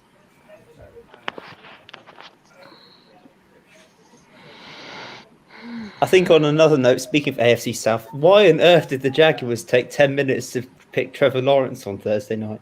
It made absolutely no sense. I hate the draft when they do that. Like the first round, I think it's all for ratings. It's always been that way because they drag those picks. They know who the hell they gonna pick. We all knew they was going Trevor Lawrence. We knew and Zach Wilson. The only pick we didn't know was us. So to me, it was like at the end of the day, they know who they're gonna pick. But you know what I'm actually I'm laughing about inside because in the chat with Sim, with John, with Carl, everybody, that little Twitter chat that we have, that feed that we got going on in there, somebody was telling me about the odds for Vegas. Now, I am not a gambling person by any stretch of the imagination. I took my wife to Vegas a couple of years ago for her birthday. It was the first time either one of us had went. We didn't gamble at all because we don't know what the fuck we're doing. I don't have. Look, man, I'm from the hood and I don't even know how to shoot craps. Okay, and that was just me. I never either, bro. Because I can tell you right now, the crap games I saw, there was one or two things. You're gonna either get shot or beat up. Listen, them games get dangerous.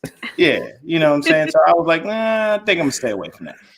But it was also just like, talking of Vegas very quickly.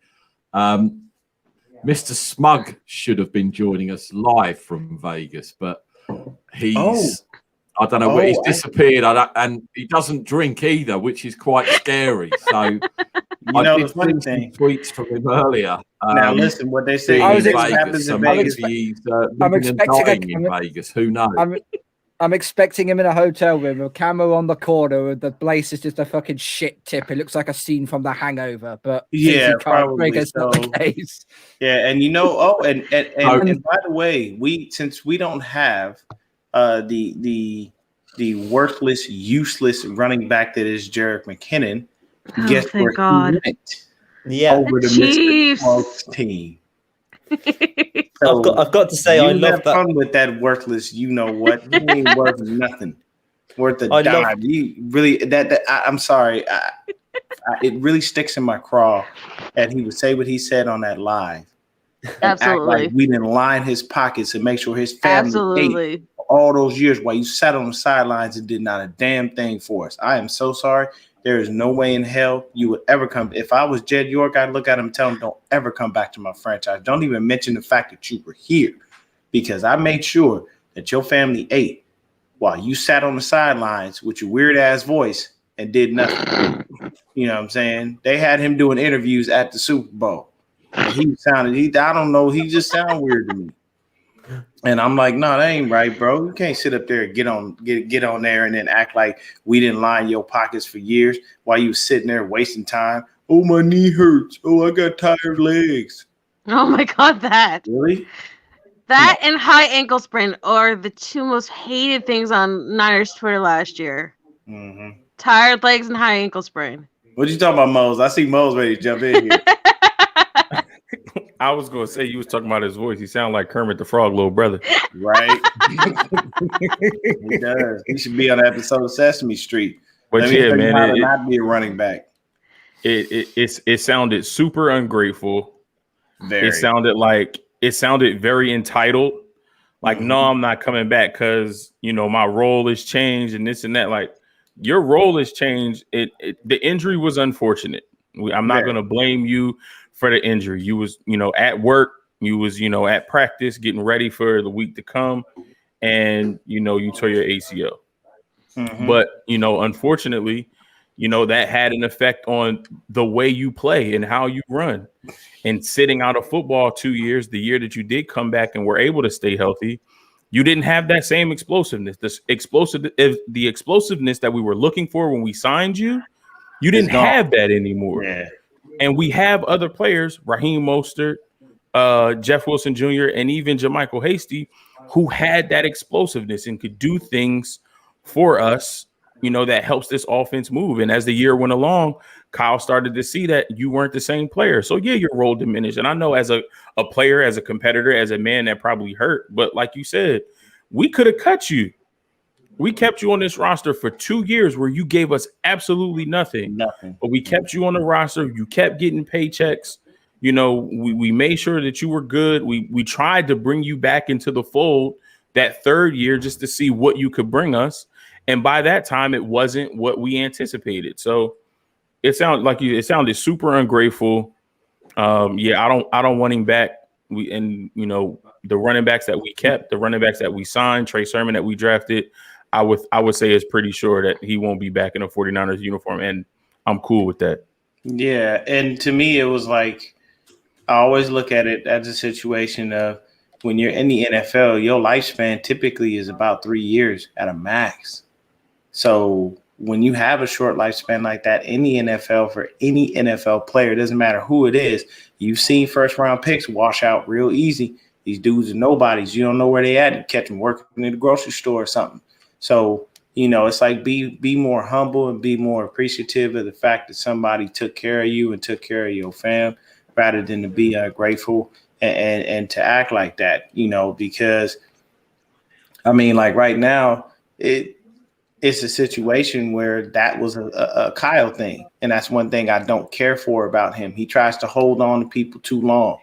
You know what I'm saying? You had to force Jerick McKinnon into the system. You held on to Dante Pettis a lot longer than you should have, and he did nothing for you. You drafted C.J. Beathard like he was the second coming of Joe Montana, and he did nothing for you. It's just things you got to go ahead, man, and learn when to let go. You know what I'm saying? Sometimes that's one of the things that we all got to learn how to do, in life, let alone in football. You got to be a lot smarter because you open up spots for dudes. And I agree with John. Like, yeah, man, you got Richie James here for what? What is he doing besides sucking up a roster spot? He ain't doing nothing for us. I like the kid. Don't get me wrong. And he's quick twitch. He's fast. I love what he did in the Green Bay game. And yeah, if you featured him more, he probably would look a lot better. But obviously there's something about him you don't care for. So why is he there if you're not going to do anything with him? And as far as the KB thing, I love KB, man. I like him. I don't care. I like the fact that he's all over social media. That's what these young kids do. And for me, I had to learn that. You know what I'm saying? I'll be 40 in a couple weeks. So I have to understand this stuff. I kid you not, man. I call my daughter when I don't understand the lingo. People is talking, they saying stuff, and I don't understand it. I'll shoot my daughter a text real quick. What the hell are they talking? What is this? And she'll be like, "Oh, Dad, it means this." And I'm not afraid to admit that because I'm old school. I'm an 80s baby. You know what I'm saying? A lot of this stuff I don't identify with. I don't listen to half these rappers out. You know why? Because they shot T-Pain into the ground for auto-tune. And what the hell do you hear every time you turn on the radio? Auto-tune. That's all you hear. That's all you hear. Like, people love Lil Baby. I don't even know what you're saying. I can't understand you. So T-Pain should have been held as the Messiah for that. He should be on the mountaintop, and everybody should be kissing his feet because he brought it in, and everybody maligned him about it. And now look at him, and he's still good though. He got money. He's still doing well. But I like KB, man, and I like what he does because he uses the social media the way he's supposed to. He doesn't pull the Juju Smith-Schuster and get out there and look stupid, and then wind up having to, kind of eat his words, so to speak. But I was one of the first people to told Carl, man, now that you got Kendrick Bourne, you've got you a sure fight. That dude, I'm telling you, we called him Mr. First Down or Mr. Touchdown because that's all he did. Whenever his ball was in his hands, he was either catching a touchdown or catching a first down. He's very clutch. He may drop a few balls here and there, but the one thing is KB to me was the epitome of the proper energy. You gotta love that dude. I love seeing him dance on the field, man. And we don't have nobody else that's gonna do that right now. I don't know. I really don't know, because even Emmanuel Sanders, he was out there with doing the dances with KB and with Debo and everything. And honestly, beyond Debo and Ayuk, we don't have another viable receiver. And we need to draft someone that's going to come in and be able to play. This is why I wanted Amari Rodgers, because he's like Debo on crack, but faster. Like, and you could think about it. You could have Debo on one side, Ayuk on the other, and if ever Jalen Hurd decides to find a way to get healthy, then you could still use him. But that's the issue. We don't know. His back issues are really, really tough to actually. Well, that's why I'm waiting on Juwan Jennings, because I want to know why the hell hasn't he got a shot yet? Yeah, they said he had one of the worst hamstring pulls you've ever seen in your life. And that's very unfortunate, because I'd love to have him out there just because of the dog in him. That dog and that fight in him, you know what I'm saying? I would love that. Although it's a little hard, because you got Jared Maiden, who made him look like a pedestrian on the field when they were in college, and he shut him down. I watched that full game. I found a way to get to it. He shut him down. I was like, damn. But I like Juwan because he has the fight, he has the dog in him, and he has that want and that will to go ahead and get out there and get it. It's gonna be perfect if he can get on the field and show us what he can do, because then you have another receiver that can come along. I know everybody was real high on Jalen Hurd, going, yeah, man, he's awesome, he's this, he's that, and I'm like, bro, that was one play. You know how many people that had one play in their career? Odell Beckham Jr. had that one great play where he reached his hand back, and that put him on the map. He went viral. And you know what Odell Beckham Jr. has done since? Not much of anything, because he's been sitting on the sidelines injured most of the time. So that doesn't mean much to me. Get in there, figure out what you can do on the field, and that's what it is. I would hope that this next pick would at least be a receiver or another defensive back, just because we don't have nobody signed. I heard Sherm talking about possibly coming back. He said it's not out of the cards. I like that. But, I mean, honestly, we still need future guys, and we haven't had necessarily the best of luck with drafting defensive backs in the Lynch and Shanahan era. Juwan Jennings wasn't he initially intended to be our 50-50 ball, our 50-50 guy? Yep. Red zone guy. That's the one factor in our offense that we do not have in the red zone or in the end zone period. Right? We don't have that guy to get up there and rip it down. That was KB. For that. That was KB. That was KB. Extent. But I extent, mean, yeah. At the end of the day, you want it to be a big guy. Whether it's a big tight end, whether it's a DK stature wide receiver. Get you a big 6'4", 6'5". Somebody that'll get up in there, use their hips to bump that dude off and rip it down. You know what I mean? Get on the inside of the defender and rip it down. That's kind of what Kenny Yeboah will probably bring. I'm looking at more like you know who else is pretty dope? I don't think he's a 50-50 guy, but Simi. Simi is sure-handed.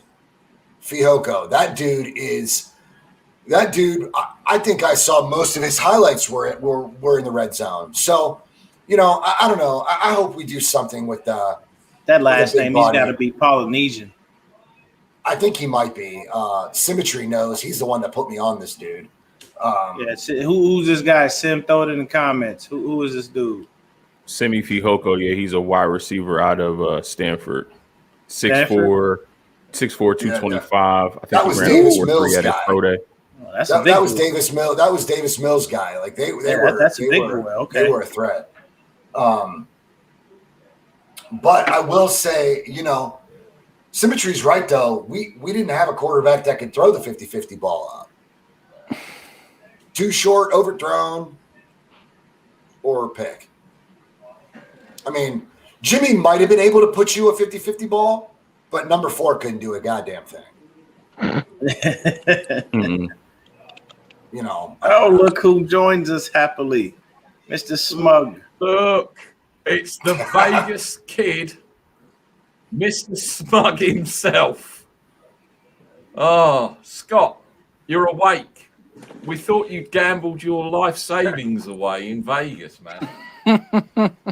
No, man. I didn't get to bed until, I don't know, it was about 5:30 in the morning here. I don't know what hell time that is there, but You having a good time, bro? yeah, oh yeah. Yeah. He didn't go to bed till 5:30 in the morning. He better be having a good goddamn time. Yeah. He doesn't drink. He don't drink. He don't gamble. We need to start narrowing down what you can do in Vegas to have a good time.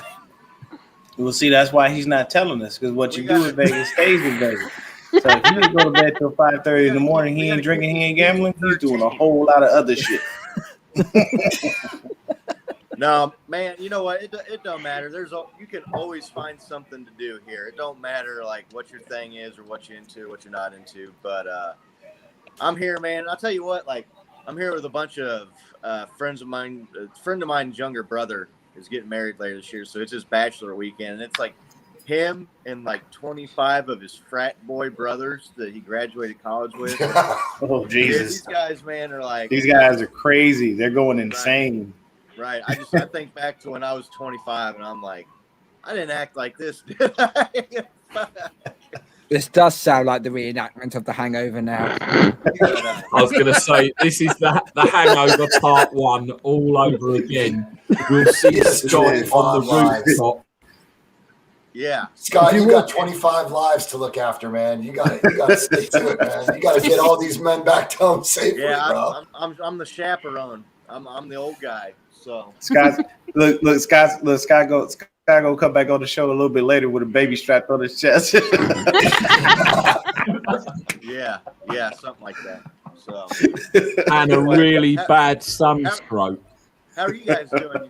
You all got who you wanted, huh?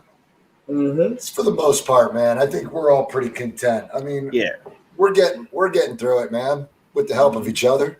We're getting through it. You seem to have gotten that piece of trash that we left out in the back, Jerick McKinnon. So I don't know what he's going to do for you, but you know, one man's trash is another man's treasure. Is what they say.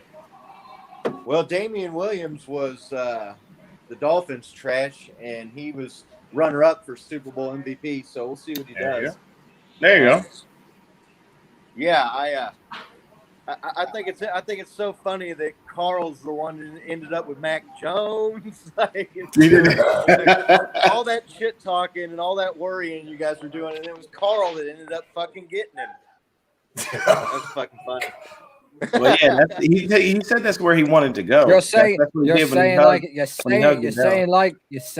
it like I just got chlamydia. Carl, man. Carl, man, what the fuck?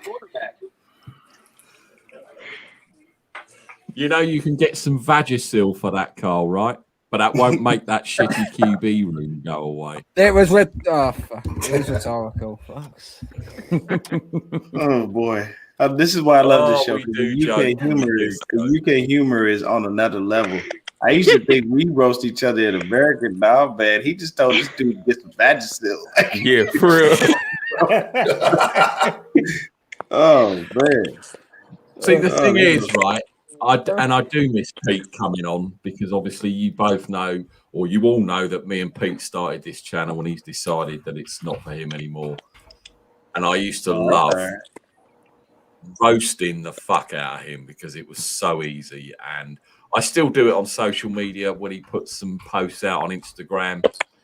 And he obviously doesn't think, because he knows that I am going to put a comment in. And lo and behold, I keep commenting. He keeps deleting them. And then I have to just go into work and give it to him. So, well, tell him to get his ass back on here once in a while. Hey, tell him once in a while. It was funny as hell when you were the biggest Browns fan against him. Oh yeah. He looked like the white Mike Tomlin. Anyone that's not seen any of our earlier shows when Pete was on, when he dressed up as Mike Tomlin and got roasted for that. And he still looks like a reject from the world's shittest boy band. In fact, he looks even worse now because, and I know he's not going to watch this, so fuck it, I'm going to say it anyway. Has he still got his Ryland impression on?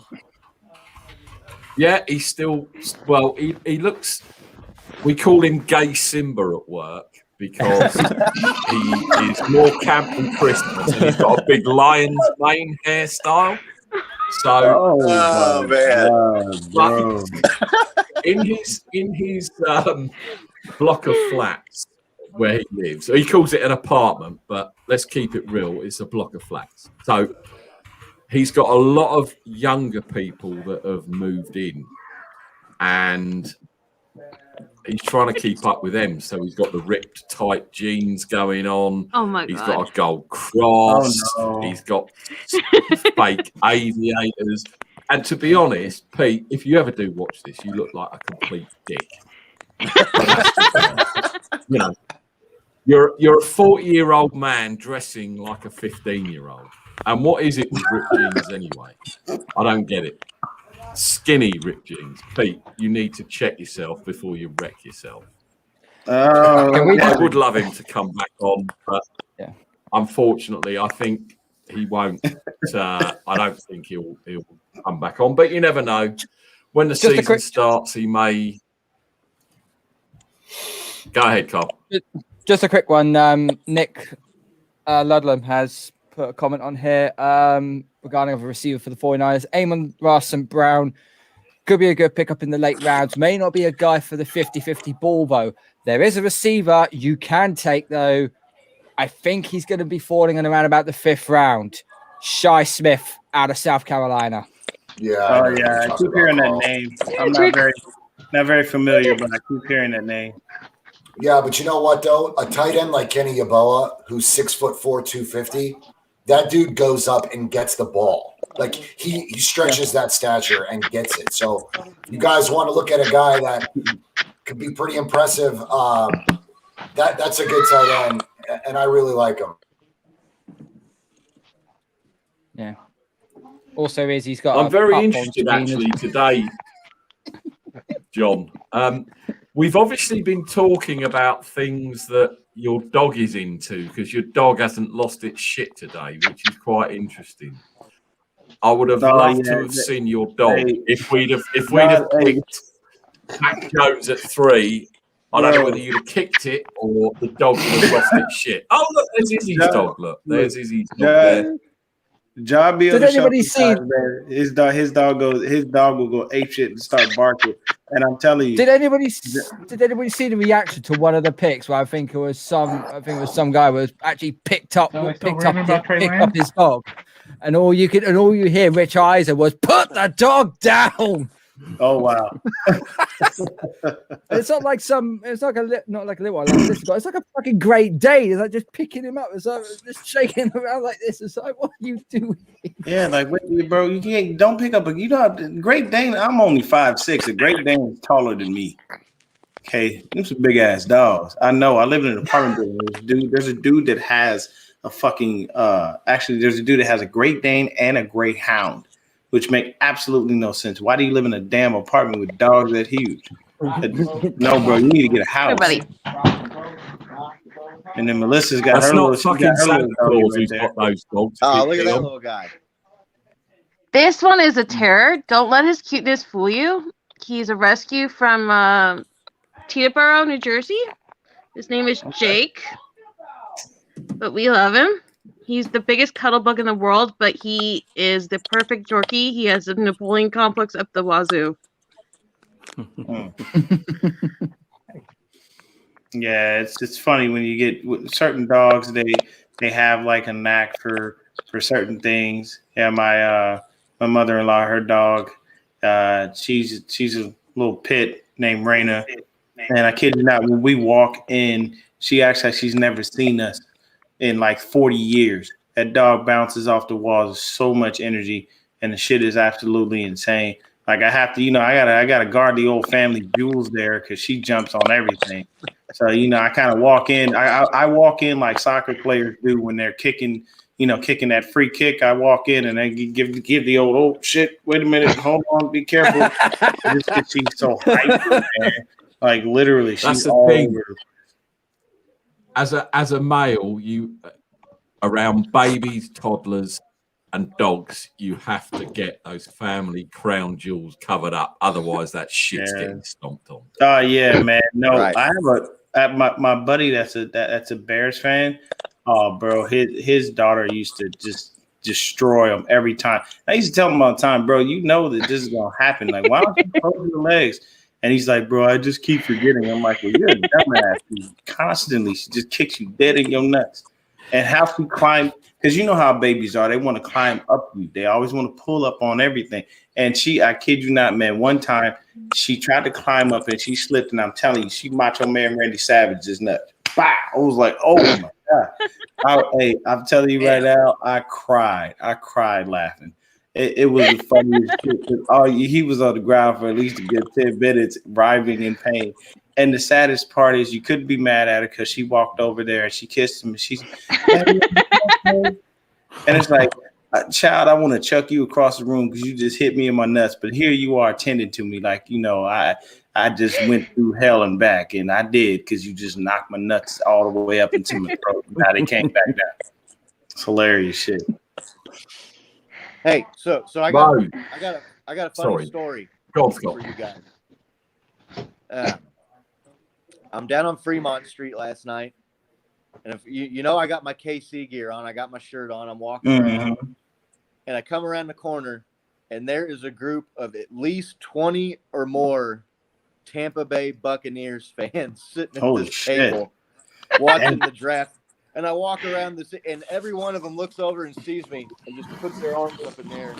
And they're like, bro, what up? What happened? Dude, oh, there you go. So much fucking crow last night. So, but no, they were called the Vegas Buckaholics. Okay. There was dudes and gals from all. Look at Carl's face. And they come out here and they watch the draft every year, but they were cool as hell, man. I sat there with them for 5 or 10 minutes and shot the breeze, and they were a little gracious. They were like, yeah, if you would have had your line and if guys would have caught the passes, and Mahomes was unbelievable. Some of the plays that dude was making and the scrambling around, but I was just walking around. So Mr. Smug was taking a little bit of shit last night. So hey, that's awesome, man. So that's where we differ totally, because if I'd have been there, I'd have given you so much shit about getting blown out in the Super Bowl. Oh, you would have walked away. You couldn't have handled it. It was a good time. I got so my team didn't get to pick in the first round, obviously, and there was one spot where I was getting a little nervous, man. When the Broncos were on the clock and Justin Fields was still sitting there, I was like, do not fucking take this guy. They say you don't want that dude in your division. Do not take this guy. And they picked a fucking cornerback, and then the Chargers take a tackle, and the Raiders take a tackle. And I just said, you know what? Well, first round couldn't have gone any better for us. So breathe a sigh of relief. Yeah. I don't know what the fuck they were doing. Raiders will be Raiders, unfortunately. Yes. Drew Lock. I mean, you're sitting there with Drew Lock and Teddy Bridgewater, and Justin Fields falls to you at 9, and you pass on. I don't even get why they went for a corner either. Even the position made no sense. This is what I heard.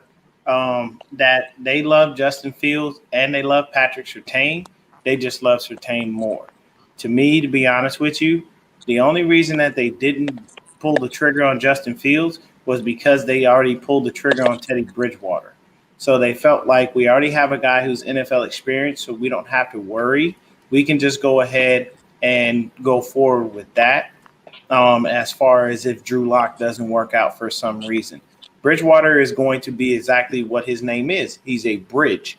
There's guys like that in the NFL. Teddy Bridgewater, Tyrod Taylor, Ryan Fitzpatrick. Those are the guys that keep getting jobs. Why? Because they're a bridge until somebody comes in that can actually do the job. Nobody's going to take them seriously or make them franchise quarterback. We all know that. But it's funny that you said that as far as like, you know, running into the Bucks fans and stuff like that. Because when my first ever NFL game I went to was here in Arizona, and it was back when we had Troy Smith as our quarterback.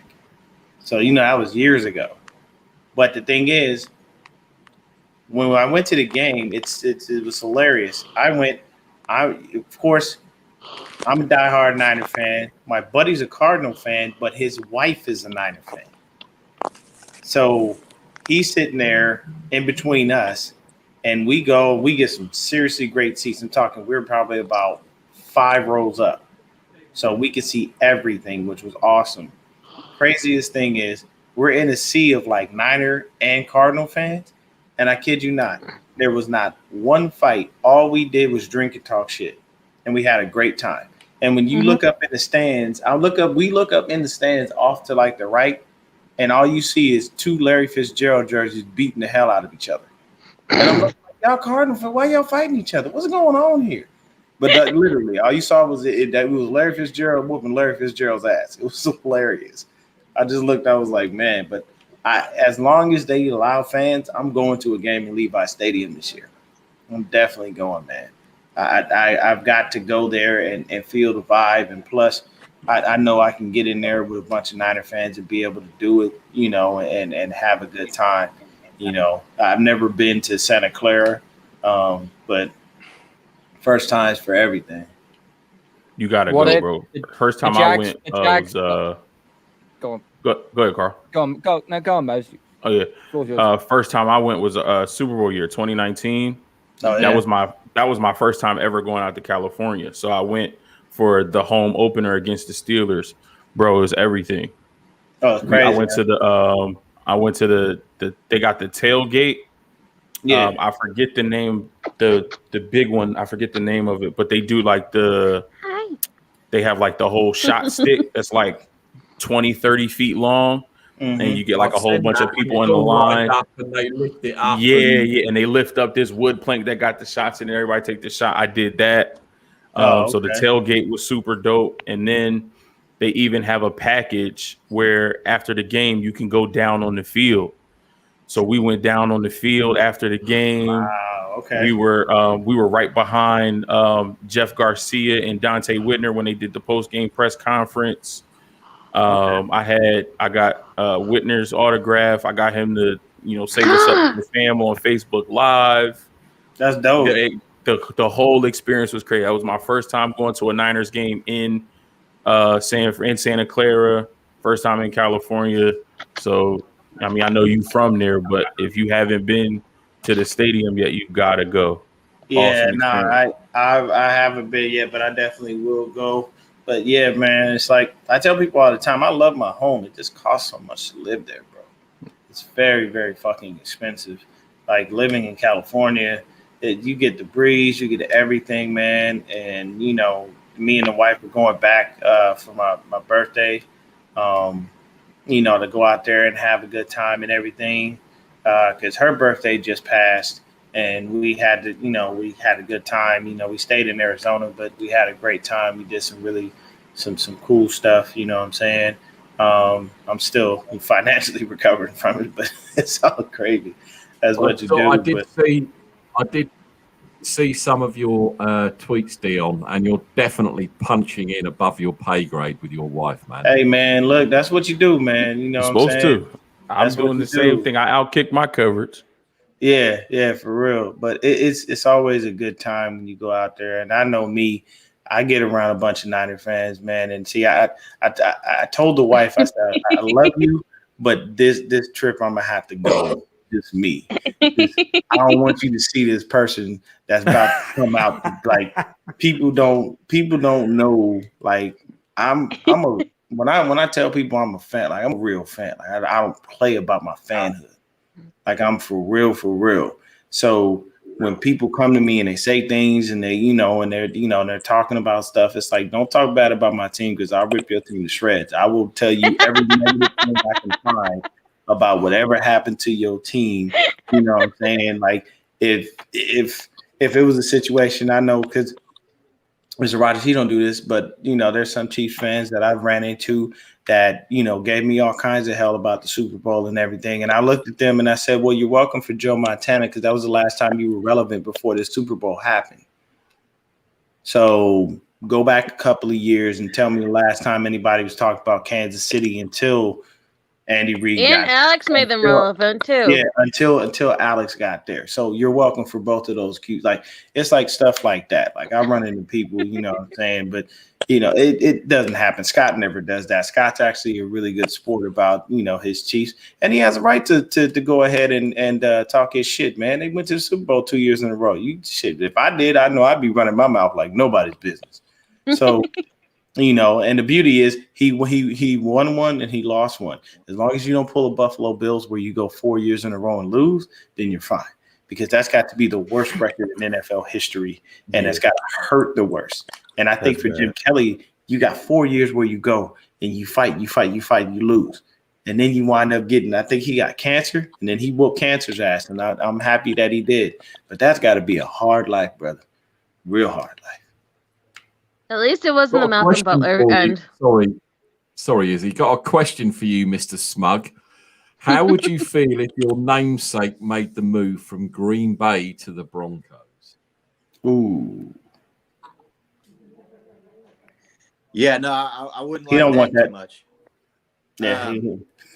Yeah, no, you don't want the reigning MVP quarterback to come to your division, obviously. It would make for some interesting games.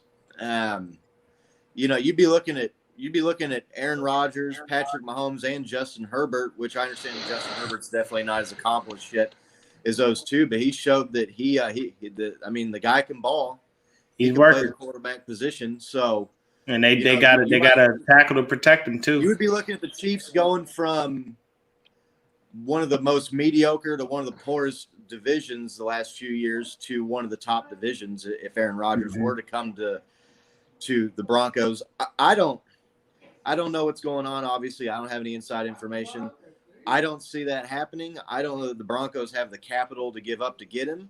I would have thought a deal like that would have happened before the first round and they made that 9th overall pick. So I think there's a less than 50-50 chance that he ends up there. But, yeah, I definitely – I'm not pulling for it. I'm not excited about it if it happens. But we still got Mahomes. And the other thing about Aaron Rodgers, too, is I believe he's 38 years old right now. I don't know if he'll be 39 before the end of next season. There was a couple of years before this he kind of broke back out last year and won the MVP where people were starting to question if he was on the downhill side of his career, and he was good, but he hadn't been vintage Rodgers, right? He hadn't been as good as he had been the first part of his career. So that's interesting thing to think about. Do you really want to give up a lot of picks and a lot of capital to get a guy who is on the wrong side of 35? But again, he's still Aaron Rodgers. He's still the reigning MVP, and you don't want that guy coming to your division, no matter how confident you are. And yeah, you've got Mahomes and Kelsey and Hill and Andy Reid, and you've got these guys in this team. That's still, you look at the Patriots, they dominated a crappy division for a long time. It's easier to make the playoffs. And when it's easier to make the playoffs, it's easier to make the Super Bowl. And when you make the Super Bowl, you have a chance to win it. Interesting. I've got a couple of questions actually that I want to bring up and go around the panel. Have you, Dion? Did you ever go to Candlestick? I managed to get to Candlestick to watch a game. Did you actually go? Have you been to Candlestick, Dion and Mose? Have you been there, or was it only sort of recently you've been in that position? No, I never been to the I Stick. was come over last year. I had the money saved up. It was all good to go. And then obviously COVID happened. So I just wasted all my money on some DJ gear instead. So I'm hoping not this year or this season, but maybe next year, save up to go over. Have you been? Did you go, Mose? Have you been to Candlestick, or have you only been to Santa No, Clara? that was one of. I don't want to. I mean, I guess I can say that was one of my life regrets.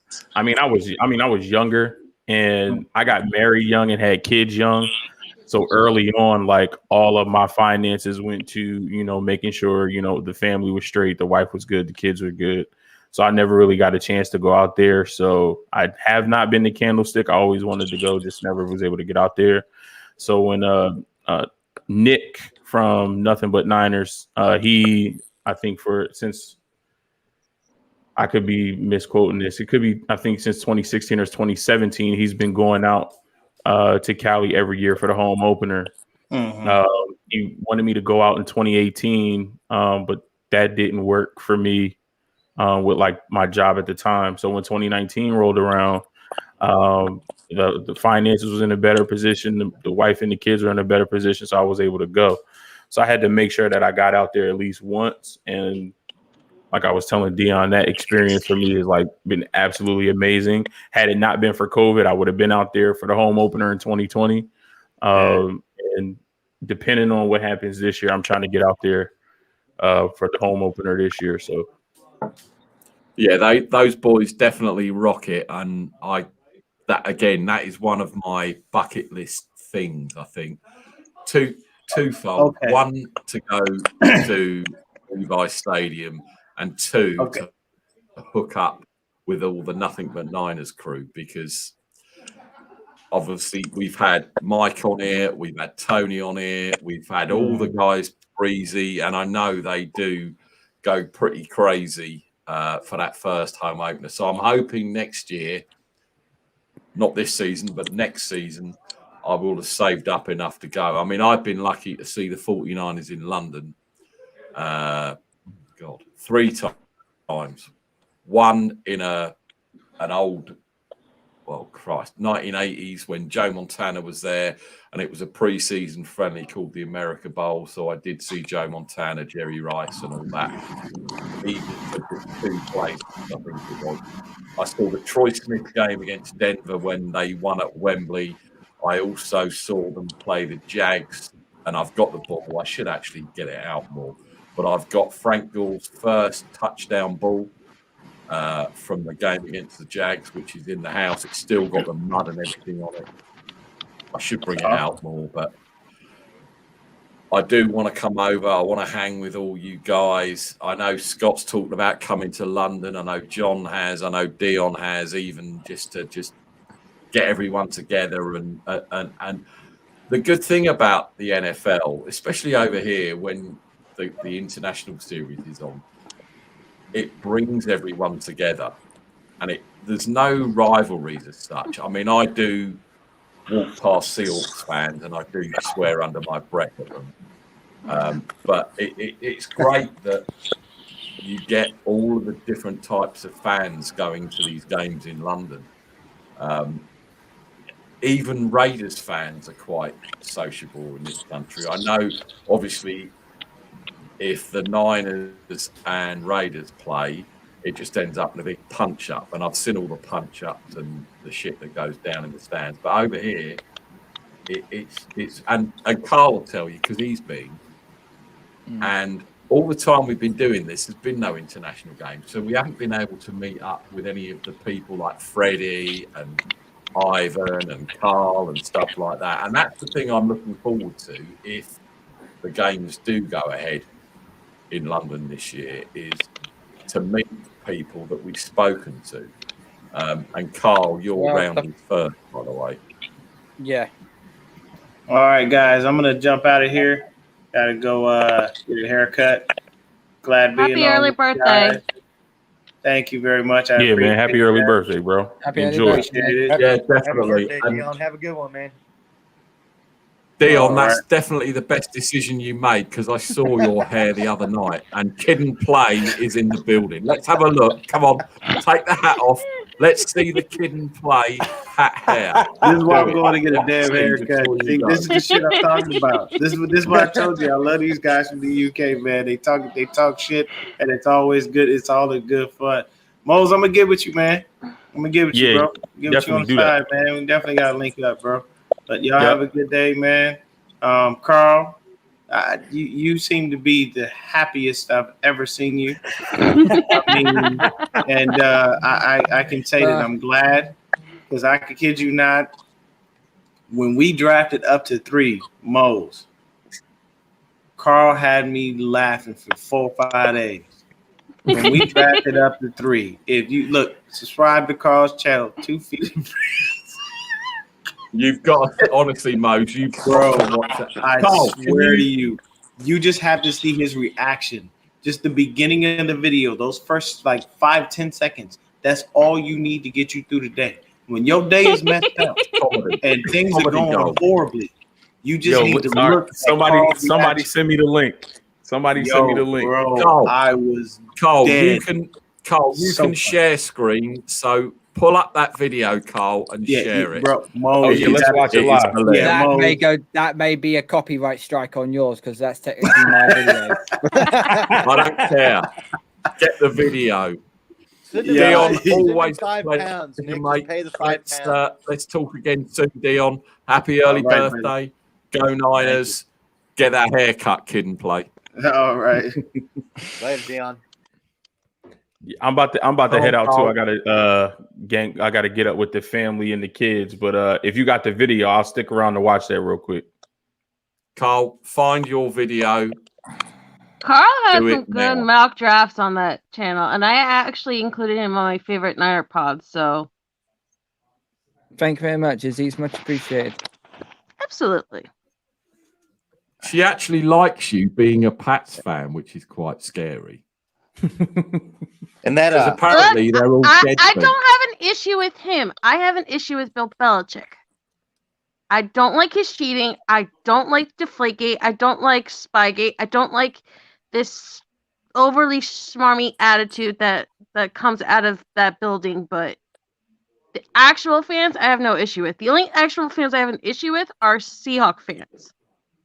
I just don't like Seahawks. I don't like the Seahawk fans. I don't like anything Seahawks related. I said that on what was it, week 17 on your show? I will root for 30 other teams aside my own, but I will never, ever, ever root for the Seahawks.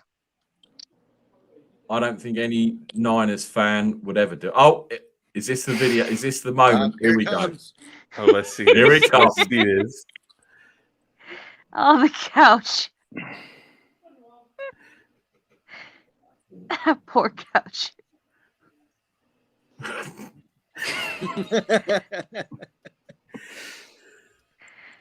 You have to listen to the audio. The audio's even better than just the couch. Oh, you've got to have the audio of the meltdown.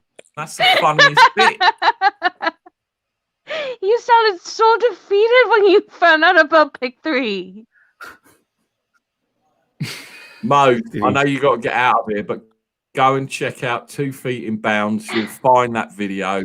The first 10 minutes, I promise you, will live in your memory forever. And if you're ever having a bad day, or the kids are being little brats, or work is shit, just watch that video and it'll make it all better. Especially the really bad throw against the couch and the high-pitched voice. Carl's a cool dude. I don't think that he deserves that. No, he does. Laugh it up, Ham Hocks. It's been happening for fucking weeks. Mose, it's been a real pleasure having you on the show. We are getting, as you know, I've spoke to you in DM. We are going to get Jesse Sapolo back on in a few weeks. So it's going to be on a Sunday. He can't do a Saturday. So when I know the date, I'll let you know. Speak to a 49er legend. He's one of the best guys you'll ever meet. He is such a nice guy. And I look forward to speaking to you soon. Take care, brother. Yeah, man. We before I jump off, we actually met. So when we went out, I think we got there. Did we get there Thursday or Friday? I can't remember. But we went to the stadium that like Friday or Saturday before the game. We were at the team store, and we did the tour of like the museum and stuff. And Jesse Sapolo was at the team store. So NY to the Bay, got a picture with him and an autograph.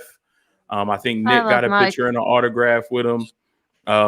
I didn't want to be one of the people that like bum rushed me with all these autographs, but yeah, Jesse Sapolo is really cool. We ran into him at the team store. So yeah, once you get all that information, shoot it over to me. And if I can make it, I will definitely be here. I appreciate you for extending the invite and having me on. Nice to meet everybody who I haven't met. And I look forward to being back on with y'all soon. Bye, Mouse. Definitely Mo's. Mo knows. Check him out on Twitter. He's got his own YouTube channel. All 49ers, all day, every day. Mo's, it's been a pleasure. We'll talk soon, brother. Yes, sir. Take it easy. So, Mr. Smug, I have a couple of little things I want you to do while you're out in Vegas, okay? I'm going to set you a couple of challenges. Okay. First challenge, and I don't know if it may still be there. The rides on top of the Stratosphere, are they still there on top of the tower? They are. Right. So first challenge is to go on one of those rides and video it so we can all see you live on Twitter doing it. That's the first challenge, and I want to see the fear in your face. I've done that. I've done those rides like 4 or 5 times. That's fine. That's fine. The second one, I want you to find, and this is a challenge, I want you to go out and find a 49ers fan in Vegas somewhere, whether they're wearing a shirt or whether they're doing whatever, and get them to big up the Shank Club, big up the channel, or a Patriots fan. Get just some fan reactions, okay? So while all your frat boys are going out getting drunk and gambling, you can go and do some serious investigation journalism for the channel. All right. I'm on it. I'll see what I can do. Because I am interested to see. Good stuff. I'm interested to see what it looks like you going on one of those rides. Now, I go back years ago when I used to go to Vegas, and there used to be a roller coaster on the Stratosphere. I appreciate that's gone now, but they've got a bungee jump out the side of it. They've got the stuff that's still on the top of it. I'm not sure what's still there. Obviously, you've got the New York roller coaster. We want to see some of Vegas, and it's your job to show all of us what Vegas is like this time of year. So it can be any, but I would love to see you on that thing that slides out right over the strip and then jiggles about, pulls you back in, pushes you out. So just I'll try to get down there. Yeah. I look at that ride as a real health and safety hazard because I'm expecting breaking news from CNN come through the Stratosphere to also just donk. I have to super glue the phone to my hand, make sure I don't drop my phone. But I ran into a couple Niners fans. There was a few of them last night, and I chatted up with them a little bit, not too much. One guy walked by, and he just kind of put his head down and put his hand up and gave me a high five as he was walking by. But yeah, no, it's pretty. I wasn't expecting there to be as many people out here right now as there is. But it's pretty packed. There's a lot of people here. And is it your first time in Vegas, Scott? No, I've been out here. I've been here 6-7 times, something like that, probably. Well, next year, obviously. I actually rode the roller coaster that they tore down. I came out here when I was younger. I was a teenager with a girlfriend of mine and her family for summer vacation. And the Stratosphere was like brand new. And I rode the roller coaster that was on the outside of it and that big hydraulic chute thing that shoots you straight up in the air. I'm not sure what rides they have over there now. I didn't know that the roller coaster that they had taken the coaster, I think, has been gone for quite a few years. Like you, I mean, I'm going back. Yeah. I want to say 20 years ago. When I first went, probably even 25 years, Yeah. And the only thing they had up there was that roller coaster. Yeah. They've got a good fantastic. roller coaster on New York too. That's a good one. Yeah, I've been on that. That goes inside and outside the hotel, but it's wind reliant. So if it's blowing too much of a wind, they don't run it. And the last time I was there, which was 14 years ago, you couldn't ride it because it was too windy, which was a shame. Yeah. I went to, obviously, I know you're staying in Caesars. I went to Caesars. I went to all of the big casinos and things like that. The only thing I wish I had have seen was the Sands, because I'm a big Rat Pack, Frank Sinatra, all of that. And of course, now it's the Venetian, which is not the same. You get to go on a gondola and all that jazz, but you know, I'd have liked to have. It's weird when I go to New York. I like to go to Madison Square Garden because you can walk in the footsteps of giants if you like, and it kind of Vegas ended when because they've ripped down a lot of the old stuff. I know you saying you were in Fremont last night, but that all changed obviously because it's all covered now and it's it's a tourist attraction. I mean, is Four Aces is still there, right? Which is where when they got the Queens James there. Bond film that they filmed out there was there. I think it was the Four Aces or something like that gets shown on screen. Yeah, we went. I went. It's the Four Queens. I went there Four last Queens night and went to the Golden Nugget. Is there? That's one of the like iconic old Vegas casinos, and they've actually done a lot of. They've actually put some money into that place and cleaned it up, and it's pretty nice. That Fremont, that whole area is pretty dope now, really. You just, I was down there and it was late, and just the people watching and just watching, and again, these guys I'm with, they're crazy. I was watching them gamble and everything, and so yeah. But I'll get on my homework assignments. I'm here for the rest of the day and tonight and part of tomorrow. So I'll definitely. I'll see if I don't know if I'll get back down to Fremont. I'll try to get down there to the Stratosphere again. We might roll back down there tonight. But yeah, if I find a Niners fan or a Pats fan, I'll make sure to see if I can give them to get a Shank Club NFL shout out. Did you take your Shank Club NFL T-shirt with you, or are you going to let me down, Scott, and say, "Oh no, it was in the wash"? I didn't. I only brought 2 shirts and 2 pairs of pants because I'm only going to be here 2 days. You're in Vegas.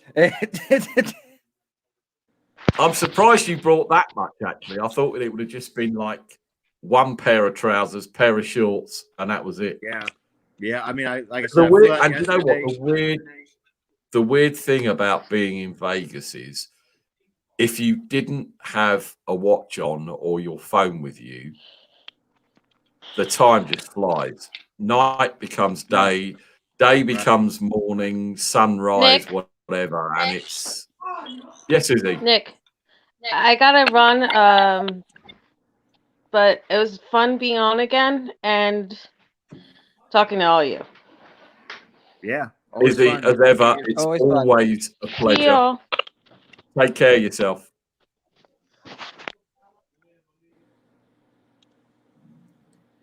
Oh, my stomach's rumbling. I don't know if the mic's picking it up, but it sounds like a fucking earthquake. Yeah, Vegas is really, really strange. You just lose all track of time there, man. It's a great place, but it's one of these places where you really only want to spend a maximum of 2 nights. I worked out there for 6 months, and it was crazy. Yeah. Scarily crazy. There's just like a crazy energy too that you just stay up late and you don't want to sleep and you don't want to miss stuff. And that's the way to do it. You got to fly out on like a Friday evening, party Friday night, Saturday night, and then come home on Sunday for sure. And then count your losses, but then you don't gamble either, do you, Scott?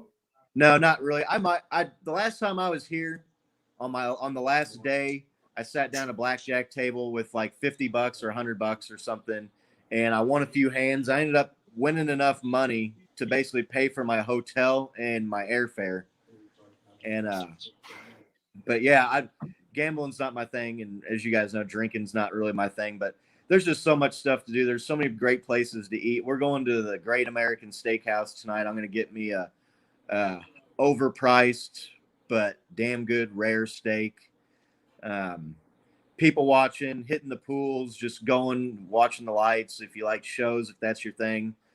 There's just so much to do, so much energy, such a good time.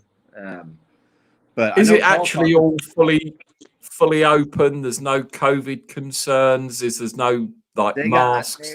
They've got the mask. Every casino you go inside has a sign, obviously, that says masks required. But it's kind of one of those things. There's so many people walking around drinking, and if you got a drink in your hand, you got your mask down. I haven't seen them really come around and say too much. A couple of the places I did know, I've told a few people that were walking around with nothing, could you pull your mask up? Because people just pull it down around their neck. But it's pretty much 100% open right now. Cool. Now let me see the view from your hotel room. Spin the camera around. Let's have a look at the view. I'm not sure I know how to do that on here. That's a much better view. No, it's not. Just turn your phone around and see if that works. Hold on. I think I just figured it out. I was gonna say you obviously must be on an Android phone because they're the worst to try and work out. You can't be an Apple user. No, I've got an Apple phone. I just didn't know where it was at. It was in the settings. Oh, there you go. The drapes. That is. Look at that. He's even got a balcony. He's staying posh. Look at that. That's there. That's the Caesars right there. Oh, Caesar's Palace, yeah. Yep. Yeah, that's cool. That's cool. Got some columns out there, but yeah, it's this place and Mirage are my two favorite places to stay when I come out here. It's right down here on like the end of the strip where all the stuff is going on. I've stayed at MGM before, and it's a nice hotel and casino, no doubt about that. But it's at the other end of the strip where some of the older stuff is at, and so yeah, this Mirage or Caesars are kind of my go-to, or the Flamingo. The Flamingo's right across the street here, and it's one of the like the. I was going to say the Flamingo's an old school place as well, right? Yeah, for sure. Yeah, but I know Carl was talking about trying to come out here for the draft. The draft is going to be here next year, I believe. Yeah, draft next year isn't going to be in Vegas. It's intriguing. It's very, very intriguing to want to go out there. Obviously, watching the draft over in the UK when it's like stupid o'clock in the morning. It's like we're trying to keep our eyes open till about I think 4 a.m. Everyone in the UK that was on my show on Thursday night was flagging. It was like, let's try and get through to it. No, I couldn't believe you guys were up that late, man. I was like, but you guys did a good job, man. That show was awesome. It was a good show. It was a good show. But regarding the draft in Vegas, yeah, I would consider going. But the only slight problem of that would be is if any holidays we got booked up for next year, because we spent 2 years not being able to go on a holiday. I mean, I usually go to Mallorca, which is one of the islands just off the coast of Spain, for a week for cycling training out there, and I'm still guaranteed to have my place from 2 years ago. Yeah. So, and that's going to be around middle of March time. So, not a lot of money to save up for me for Vegas from that to the end of April. Right. So, but no, I would like to consider it, and hopefully everyone from the US as well would hopefully meet us all. We could all meet all up on the strip somewhere. Sorry, guys. My neighbor, she's an elderly woman in the backyard. She took off running from her husband. She's got dementia, and man, it's a lot to deal with. I feel bad for him, and sometimes she takes off running. So if anybody's ever been familiar with anything in the dementia department, it's rough, especially for the elderly. So I had to go out there and offer a little bit of help. try to calm her down and get her back in the house, and it's exhausting, really. So I apologize, fellas. That's where I went. You're good. That's cool. No worries, the man. NFL, the 4th round of the draft has just about started. The Jags are on the clock. I'm going to get going soon, guys. I got to go to lunch with the family. I'll probably jump back in. Are you guys going to be running the show throughout the draft today? I won't be because I've got to jump off soon, and Scott's got some work he's got to do out in Vegas. I don't know if you've been listening, but I've set him a few tasks to do. I was hoping Symmetry was going to jump on, but it looks like he's not going to. So we're just about to finish off, John, anyway. So yeah, go and enjoy your lunch with the family. I don't know if you heard. I think I messaged you. We are getting Jesse back on, but it's going to be a Sunday because he can't do any Saturdays.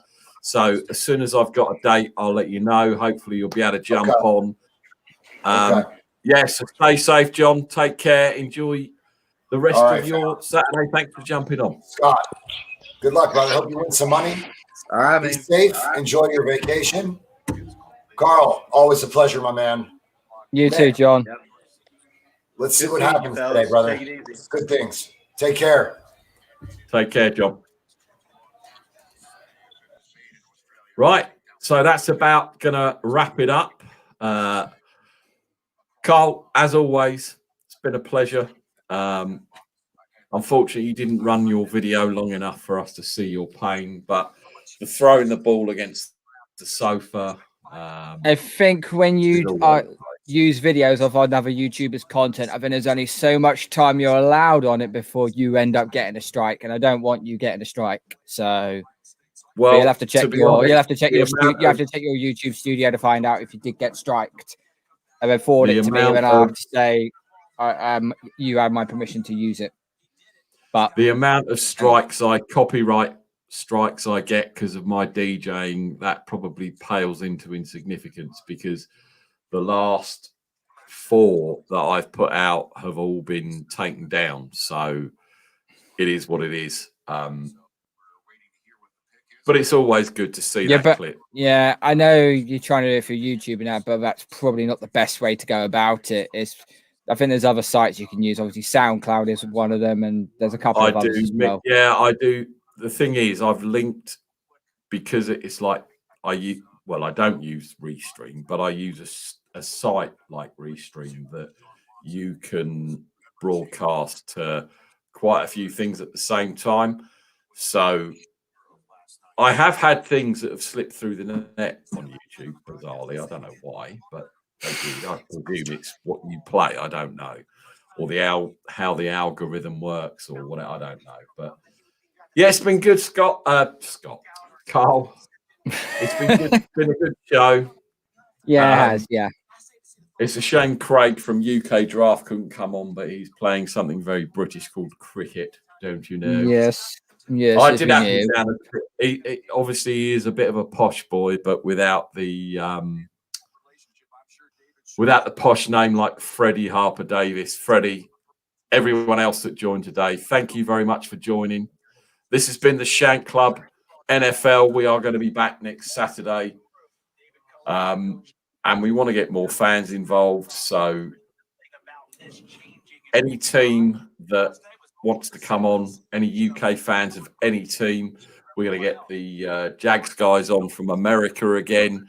We're going to, we're just going to try and get as many fan groups on as we can, or fans of different teams. And let's see what happens. Carl, as always, been a pleasure. Have a good week. This is the Shank Club NFL. My guys behind me are going to stir shit up. Take care. If you're in the UK, it's a bank holiday weekend, so stay safe, wear your mask, don't get too drunk, and just enjoy it. The weather's shit. It's pissing down where I am. So, yeah, enjoy your weekend, guys. Take care. Go Niners. See you soon. Take care, everyone.